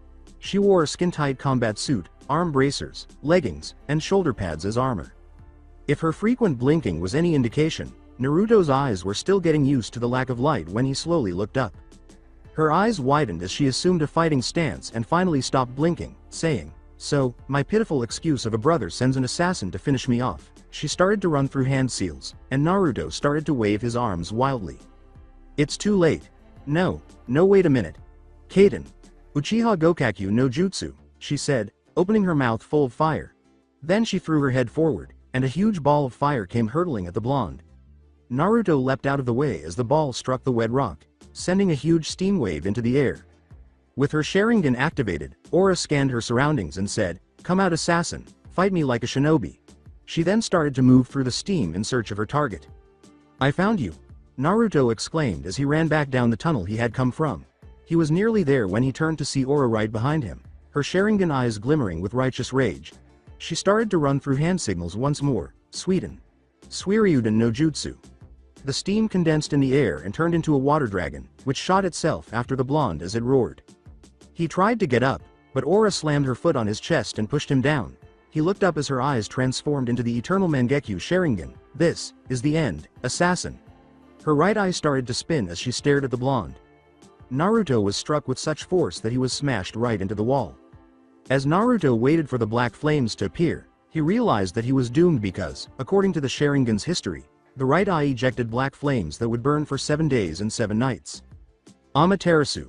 Ora cried, but as the chakra passed through her eyes, she saw a white flood rather than black flames. The two of them were forced back out through the opening Naruto entered as the water continued to pour in.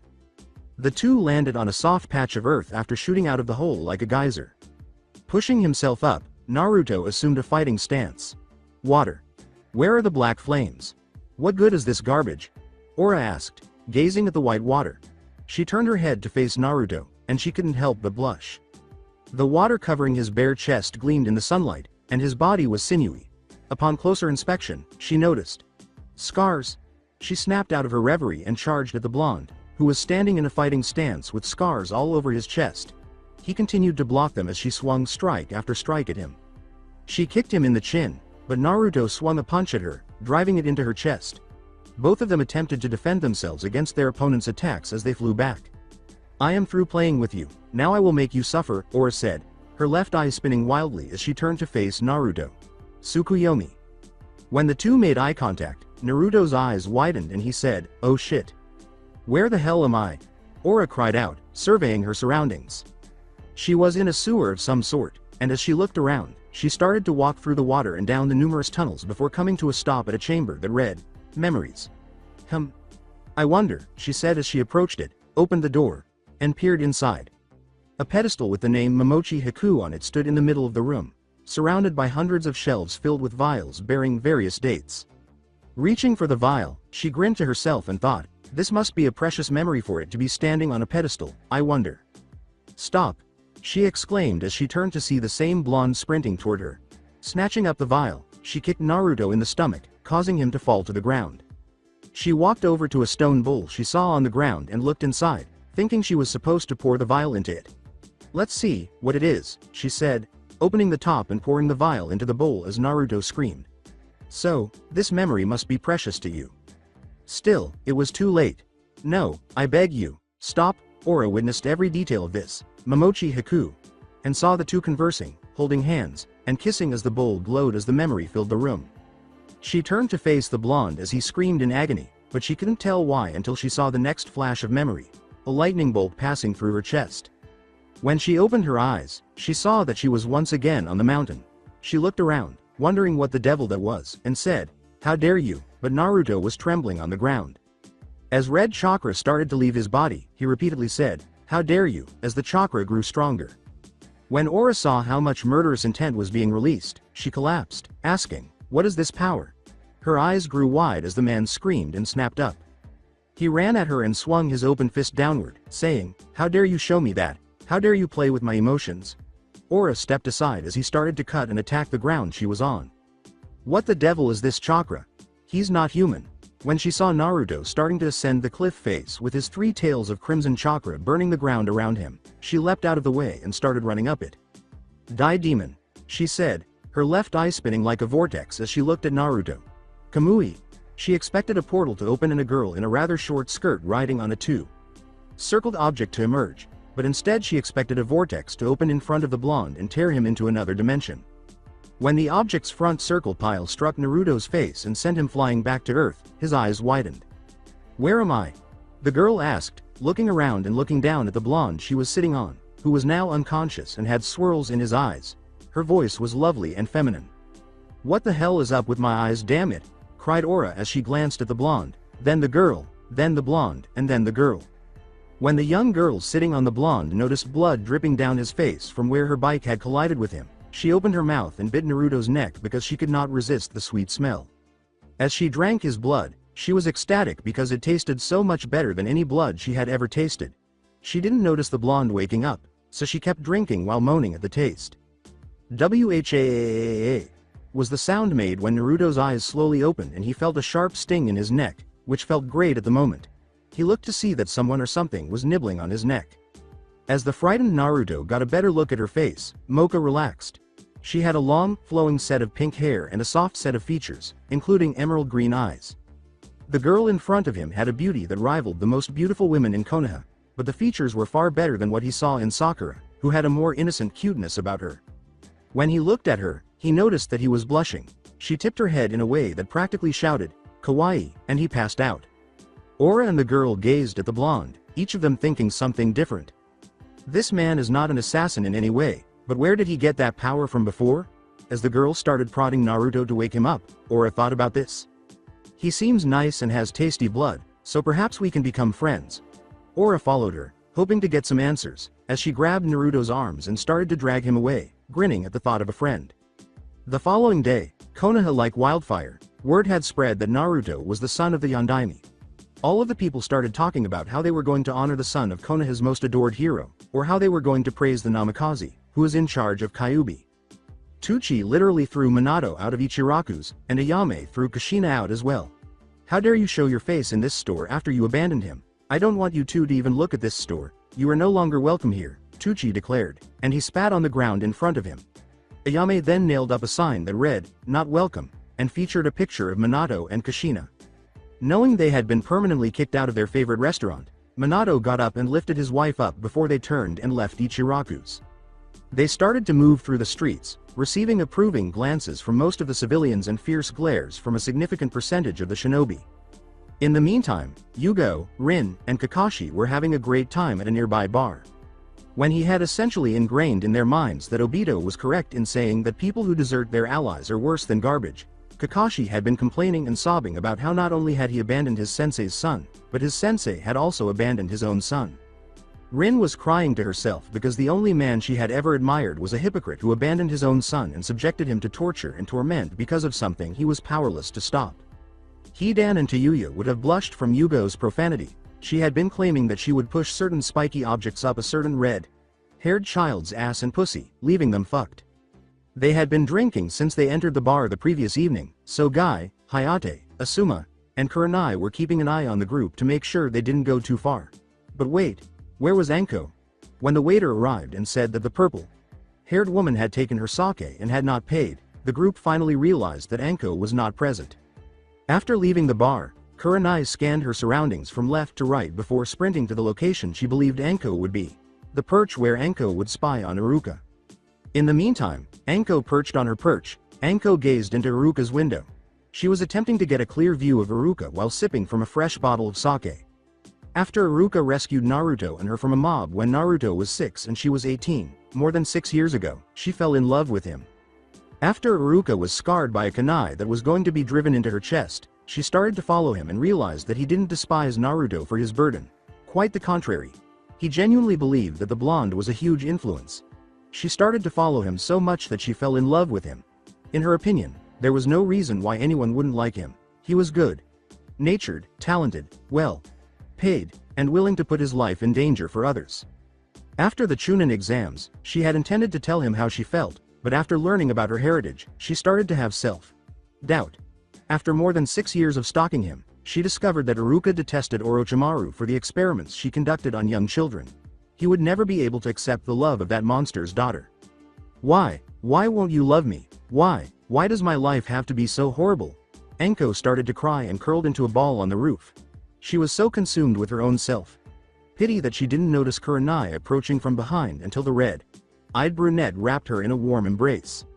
She held Anko, who was crying to herself, and said, "Shush, shush, it is all right Anko, it is all right." Thwack. Iruka was throwing darts at a dartboard that featured the Yondaime's face inside his house. He said, "You asshole, I hate you, because of you. Naruto had to live a life he should not have lived." He threw a kunai directly into the Yondaime's eye, then a 6-point shuriken into his forehead, and finally he took out a long throwing knife and threw it in the center of the target. Looking at a picture of himself, Naruto, and the Ichirakus, Iruka fell to the couch. Naruto was around 10 years old, had not eaten in more than 5 days, and his stomach rumbles were audible throughout the class. He was the only teacher who paid any attention to it. The other teachers didn't care, not even when the other students spoke. He took a seat and looked at another image, this one of him, Naruto, and a purple-haired Anbu in a snake mask. He got his signature scar across the bridge of his nose because he had saved her life when a mob had banded together and attacked her and Naruto. While he was looking at the photo, he unconsciously started to trace the scar. He knew who the woman was, but he was unable to identify it. The village was experiencing a variety of events, but one thing was for sure. Minato made a mistake, and he was now paying for it. Naruto is back. Wondering who the hell he was, Ora was examining the blonde. After spending the last few hours examining him and examining his scars, she concluded that he couldn't be older than 3, 14, or even younger. What caused these scars on him? She started to follow a scar that extended past his waist. She started to slowly lift his pants. Ora jumped up and down, saying, "Hello," as the previous girl appeared behind her, dragging a tree. "Listen, she said, casting a doubtful glance at the girl without requesting her name. She went to shake Ora's hand and said, "Mocha, Akashiya Mocha, it is so nice to meet you." At that moment, Naruto started mumbling in his sleep. "Haku-chan, Haku-chan, I love you," he said, rolling over in his sleep as a single tear escaped his eye. "Whoa there girl, I don't know what your problem is, but I don't think the kid will take kindly to someone drinking his blood in his sleep. By the way, why did you drink his blood in the first place?" Mocha asked, looking down at the blonde. But Ora grabbed her long pink hair as she approached Naruto's neck. She blushed as she turned to face Naruto, and Ora turned to face Mocha as though she had developed a second head. "I am a vampire. I smelt his blood and I just couldn't control myself." Mocha grinned as she turned to face Ora and asked, "UHMMMWHAT is a vampire?" Mocha looked at Naruto and said, "What is he?" His blood tasted human, but there were qualities on it that tasted monstrous. Aura glanced at Mocha and then at Naruto. A vampire is an S-class monster. We feed on the blood of others. This Rosario, she said, pointing to the cross on her neck. It acts as a seal for my full power. If it were to be removed, I would become a true full vampire. But not even I can remove it. Mocha grinned and turned to face Aura. I don't know, but whatever he is, he sure is powerful, but he is no way an assassin. Mocha reached for Naruto and said, "Oh well, the good news is that he is safe." Aura and Mocha turned around and saw a group of large lumbering beasts that were humanoid but had bone spikes protruding from their bodies. Well, look at what we have here, boys. A couple of nice young girls that we can have some fun with. Their eyes were completely black, and their skin was a light gray. Mocha, stay back, whatever it is you are no match for these creatures. Aura assumed a ready stance. Mocha glanced at the lumbering beasts and then back at Aura. Aura glanced briefly at Mocha and asked, "What are they?" The head ogre gurgled at Aura and started to lumber in her direction, saying, "Ogres, stone ogres to be precise, they are well known for their fetish with human girls." The ogre raised its axe and swung it down on Aura, who leapt out of the way, saying, So true, and my do you two look quite stunning, we will have a lot of fun with you tonight." She started doing hand seals, but Mocha suddenly leapt in front of her. She said, "Mocha, what the hell are you?" but was cut off when Mocha kicked the ogre's chin, sending it flying into the wall. "Doing?" she asked, watching as the ogre hit the ground. "Looks like we got a fighter, boys, this will be very fun," the ogre said, glancing at Mocha as she deflected another axe, barely escaping a second one's blow. Another ogre slammed his club into her side just as she was about to leap out of the way. Near Naruto, she crashed into a tree. Aura glanced at the ogres encircling her and executed Shunshin to leave, but her chakra reserves only permitted her to approach Naruto and Mocha, who had at last risen. "Let's fuck Pinky up first," the ogres said, skulking toward them. Then they started to approach the girls. As two tails of chakra started to form behind Naruto, the ogres turned to see where the voice had come from. Naruto pulled himself off the ground, grabbed a nearby ogre with his arm, and threw him off the nearby cliff. "Over my dead body!" the ogres exclaimed. As he hurled another arm of chakra at him, Naruto seized another ogre and dragged him directly towards him. The ogre's face was crushed by the ensuing blow, and Naruto let him fall to the ground as he fell. His body's red chakra is vanishing. "Damn, I am still weak from when Kyuubi took over. Damn, this wasn't how I was supposed to die," he thought as he looked up to see that 3 ogres were still standing. He attempted to push himself up but was only able to fall into Mocha for support. Naruto attempted to move but unintentionally grabbed onto the Rosario. He lacked the energy to get up and fell to the ground as the ogres started to approach them once more. "Alright. First I will kill the runt, then I will bring the two of you back to my cave for some fun. Why am I so weak, damn it?" He removed the Rosario from the chain around Mocha's neck as he fell. When Mocha saw this, her eyes grew wide. "He removed my Rosario?" she asked. The sky grew gloomy and a huge demonic aura appeared as a sudden burst of crimson light engulfed the area. A swarm of bats swooped down from the sky and started to circle Mocha while the ogres watched. Changes started to occur, but only Aura could see them as the bats engulfed her body. Her eyes changed from emerald green to scarlet red, her hair changed from its original light pink hue to gorgeous silver, her already striking bust grew slightly, and her hips became more prominent. The ogres could see her form when the bats abruptly landed on her body and then took off. Still shaking from the previous demonic aura, the ogre leader thought, "What is she? She isn't human, but she is." However, Mocha's sudden appearance in front of him with her foot up in the air interrupted his train of thought. "Remember your place, vermin," she said, kicking him in the face so hard that his head was ripped from his shoulders as his body was flung through the air. Mocha caught the other 2 ogres by their hair and threw them off the cliff just as they were about to flee. 500 feet below the surface, the ogres screamed until they slammed into the earth and died. As Naruto slowly started to wake up, Mocha turned to face the terrified Aura and said, "Don't worry, I will not hurt you, as it would make my other half very sad." She approached Naruto and knelt down next to him, taking her Rosario from his hands. "Such a strong boy, he will prove useful in the future. I wonder." She clipped the Rosario onto her neck, and as she fell, she skillfully landed so that Naruto's face was between her breasts. The male Jinchuriki appeared envious as the females murmured to themselves about perverted men, while the Jinchuriki leapt down the cliff and slid down to where Naruto was now suffocating by Mocha's impressive bust. Somehow, I know this is going to get hectic, and soon. Aura sighed as she noticed the 9 other Jinchurikis staring at Naruto. Heishi Hyuga had reached his daughter's hospital room. He was feeling increasingly ashamed every time he looked at her. Many people thought Heishi was a heartless jerk who didn't give a damn about his daughters, but they were mistaken. Hinata resembled her mother a lot, but she had his eyes, which is why he was so cold toward her. In actuality, Heishi was ashamed of himself, not Hinata, and he loved his daughters more than anything else. Why did he feel self-conscious? He felt embarrassed about the reason behind his daughter's condition and what he could have done to stop it if he had only followed the elder's advice. Rewind. Heishi had been called here a few minutes after the preliminary procedures were completed, and he was sitting outside the emergency room. His daughter was critically ill, he had been informed. What happened this time? He sighed as he waited for the doctors, waiting for the light over the door to go out. So, what has my firstborn encountered this visit? The nurse asked, turning to face him. Smack! And slapping him across the face. So, what has my firstborn encountered this visit? Heishi asked, sighing as he stood up and walked to the door, the head doctor leaving with a few tears on her face. Hiashi's eyes went wide. You bastard, how dare you put those seals on your daughter? What seals? The doctor grabbed him by the front of his shirt and growled at him. What are you talking about, nurse? The doctor threw him to the ground and left, saying, go look at her, and see your handiwork. I am talking about the submission seal on her forehead, the static seal on top of her primary chakra gates, the pain intensity seal on her spine, and the poorly made bloodline seal on the back of her head. Do any of those ring a bell? Heishi got up and went into the emergency room, where he saw his daughter hooked up to a number of machines and had some seals applied to her body.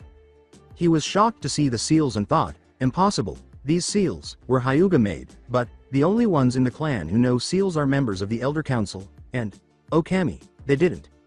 Heishi realized that he had been punishing his daughter for being weak for years, even though it wasn't her fault in the first place.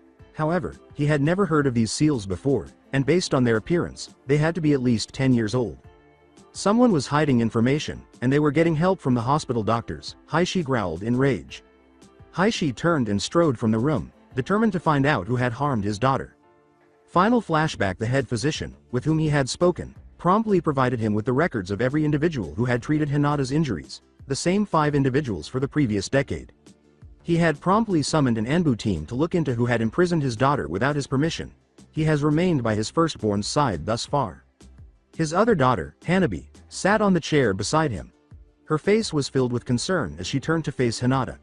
Chudat-san, is Chan going to be alright? She asked her father.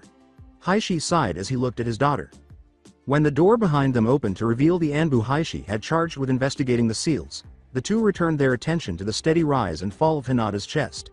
I don't know Hanabi. Chan, I don't know, they said. We have located the criminals, Heishi. Sama. Heishi glanced at the Anbu. Heishi got to his feet, followed closely by Hanabi, and said, have someone come and protect my daughter, and I will deal with them myself, as the Anbu turned to Hinata with pity in his eyes. I'm so sorry, Hinata. Sama. Upon closer inspection, it was evident that his eyes were white, with a small amount of bandage visible through his eyeholes. Ground of training. While Tenten sat off to the side, staring at her teammate, Neji Hyuga was tearing into the training posts. Damn it, Jukin. Kaisuken is extremely difficult. I barely managed to cut any of that girl's nerves, but I will make up for it by killing her beloved Naruto-kun. Neji grinned evilly to himself as Tenten became a little alarmed at the look in his eyes, and Guy watched him with a blank expression. Neji had been training like a madman, trying to perfect his technique, the one he used to try and kill Hin. How unyouthful have you become, Neji? He has been training like a madman ever since it was announced that he would be fighting Naruto. His eyes are unlike any I've ever seen, with the exception of Murderer's eyes. Come on Tenten, let's go. Guy turned to Tenten and sighed before starting to leave. Hey, sensei. Guy turned to face Neji, who was glaring at him. I called you out here so you could train me, not leave me here to train by myself. How else am I going to kill that blonde? Guy said, acting strangely and giving Neji a hateful glare. I refuse to be part of any training that would give one the strength to kill a comrade, and for you to even suggest that I would support your endeavors is foolish. I will have no part in training from here on, until you change your attitude. I am no longer your sensei. Guy left the village and Tenten rose to leave. Get over here and help me out with my Kaden. Neji growled at Tenten, who flinched as he said, Tenten. Tenten saw the hateful expression in his eyes and the threat of pain, so she braced herself and responded. No. She started to leave, but Neji caught her by the hair and flung her to the ground. Neji spat in her direction, saying, "How dare you say no to me, an elite, you should be honored to help out me." Tenten pushed herself back up and Neji left, saying, "Bah, I don't need you. I will find another person who is far more useful." Failure. She saw Neji return to his attack on the logs. "What did you ever show me?" She turned and limped off in the direction of her house. With greater vigor, Neji attacked the log with the goal of destroying it entirely. As he felt his chakra calls tighten from excessive use, he fell over. Damn, this power isn't enough to defeat that blonde embarrassment. I have to completely humiliate him in order to win, but where can I find the power to do that? Neji stood up, ready to hit the log once more. When Neji heard the voice, he turned abruptly and assumed a fighting stance, saying, "I think I can assist you with that issue." "Who are you? Show yourself." Neji heard laughter as a shadow emerged from the forest. Neji observed the figure's form being revealed. It was obviously humanoid, but the aura he gave off was putrid. Its head lifted to reveal black pupils with sickly yellow slits for eyes. "Call me Melkia, and if you want to utterly defeat that infernal Jinchuriki, then you will listen to my offer, Ninjin." At the offer, Neji grinned and said, "I'm listening." In the meantime, as he sat by the fire and gazed up at the darkening sky, Naruto choked back a few sobs as he recalled what he had to see. "Haku-chan," he whimpered, curling his legs inward and shedding a few tears into his knees. Mocha, Aura, and the Jinchuriki watched as the blonde, Kyuubi no Yoko's carrier was reduced to a whimpering man. Aura felt bad because she would never have done what she did if she had known what Naruto's life was like. Because she attended a human school, Mocha frequently felt as though no one cared about her, so she understood what it was like to be alone and felt sorry for Naruto. "Aura, how old do you think that memory was?" Yugito asked Aura, who had managed to see a few reflections of Naruto in the picture, after the Jinchuriki expressed their sadness for their surrogate brother. Aura concluded that Naruto could not have been much younger than he is now. "I would say about half a year at most, I am not sure, but it could not have been that long ago. Why?" Yugito glanced at Fu. As she got up, Fu nodded her head and said, "Fu, I have an idea." The Jinchuriki nodded their heads, and Aura and Mocha grinned. "Me and Yugito will be back in a little while," she said, turning to face Naruto. "Please keep an eye on our brother." Fu and Yugito left the group and made their way to a nearby clearing. They waited until they were sufficiently separated from the group before Yugito started talking, saying, "Fu, we need to bring Haku back to life." Fu gave Yugito a crazy look. Yugito raised an eyebrow at Fu and pointed to her stomach, saying, "Yugito, are you crazy? There is no way we can bring a girl who got a rakery rammed through her chest back to life." Fu sighed, aware that this argument would not resolve anything. "Fu, Nibi is capable of such a feat. This is why I want you to bring us there." Yugito's eyes became steely as she asked, "All right, but what if she doesn't want to come back to life?" Fu nodded her head as she started the hand seals, saying, "Then we will have to get Naruto to move on." Both Yuki Bunshin and a piece of the ground where they were standing vanished as they were engulfed in a dazzling light. Kuni no Nami, a lot of small animals were scuttling in a field on the edge of wave country due to a lot of pressure, and then the field was illuminated by a golden glow. Fu and Yugito were standing on a fragment of earth that swiftly split in two when the light faded. The two landed in ready stances and leapt off the pieces of earth. "So, this is Nami no Kuni. I must say it is quite beautiful," Fu said as he got to his feet and looked around. The two started walking toward the forest in the hopes of finding a marker. "Yeah, now, where are those grave sites?" they asked. They ended up on a road that went to a village. They discovered a bustling city as they followed the street, but they were taken aback by how many kids were dressed like Naruto and how many girls were sporting shirts featuring his image. As the thought crossed Yugito's and Fu's minds, "Naruto has a fan club." As they started talking, the kids rushed up to them. The two Jinchuriki arched their brows and said, "Hey, who are you? Did you come to see the village our hero saved?" The child's eyes grew wide as he said, "Naruto saved this village?" The two Jinchuriki girls nodded when they asked, "Why you met Naruto?" "Sama. Cool, what is he like? Can you get his autograph for us? Tell us." These and other questions from the children's group caught the attention of the groups of girls wearing t-shirts and other items with Naruto's face on them. A 16-year-old girl asked the children, "Hey kids, what are you all doing?" One of them turned around and grinned. These girls know Naruto. "Sama." Three girls were talking off to the side when the girls yelled, "Say what?" before crowding up to Yugito and Fu to question him. The girls smiled lustfully and said, "Oh my god, I cannot believe it, I wonder how cute Naruto-kun has gotten in the last few months." She blushed and shivered as a perverted grin adorned her features. Oh man, I would love to ride him until we pass out from exhaustion. Yugito and Fu moved away from the perverted women. Fu and Yugito turned around and said, "Hey, you two," an elderly man was carrying a bottle of sake. "Just what the hell are you doing here, and what is your connection to Naruto?" The man observed them as Fu moved forward. The elderly man glanced at them before saying, "We came here because Naruto, our surrogate brother, is in severe emotional pain, and we think we might be able to fix it." He started to leave as the two girls trailed behind him, saying, "Okay, then. Come with me." "So, how might I ask is the little squirt? I haven't seen him since he saved my life a few months ago when Momochi Zabuza tried to kill me." Yugito and Fu exchanged glances before Yugito spoke. The man rubbed his forehead and sighed, "Well, Naruto has been in better shape. I should have known. One day I brought him in after he had passed out from training and he had been mumbling in his sleep about no more pain and such. It was kind of shocking to see, but besides that, what could you possibly do to heal Naruto's emotional pain?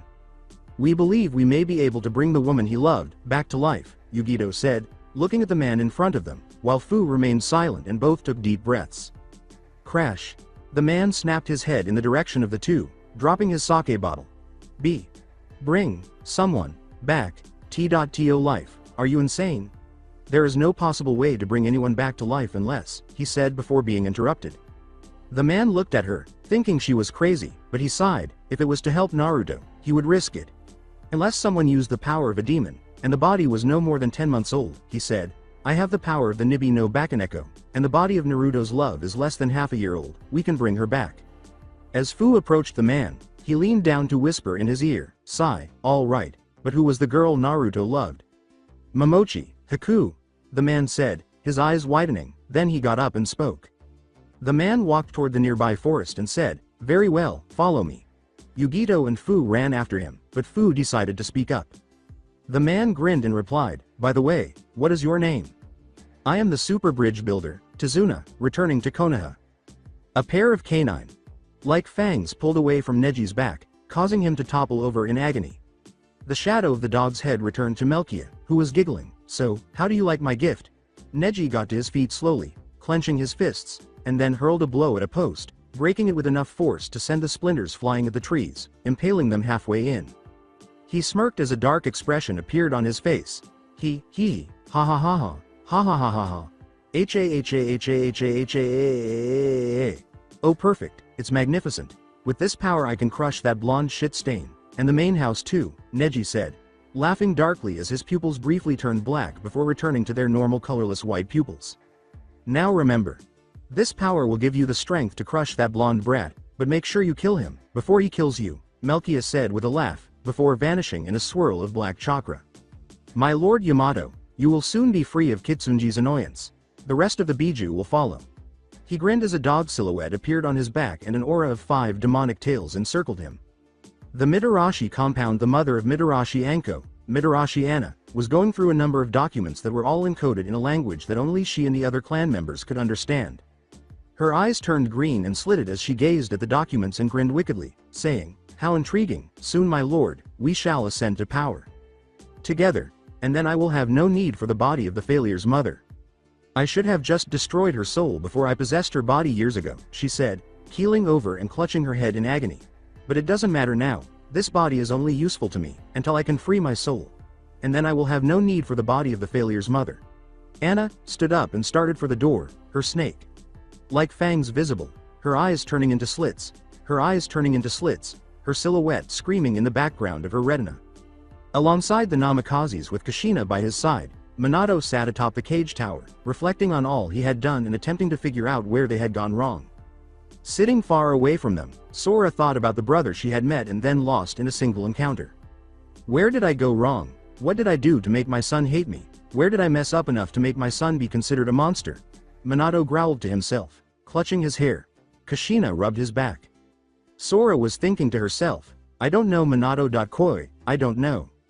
As she gazed at the sunset, she gripped her katana and said, Oto, you had such a terrible life. But I promise you, when you come back, your life will be more spectacular than that of a daimyo. I promise it, Naruto Oto. Resuming the wave. As Fu and Yugito trailed Tazuna through a forest brush, they noticed that at one point, bloodstains were visible on the path.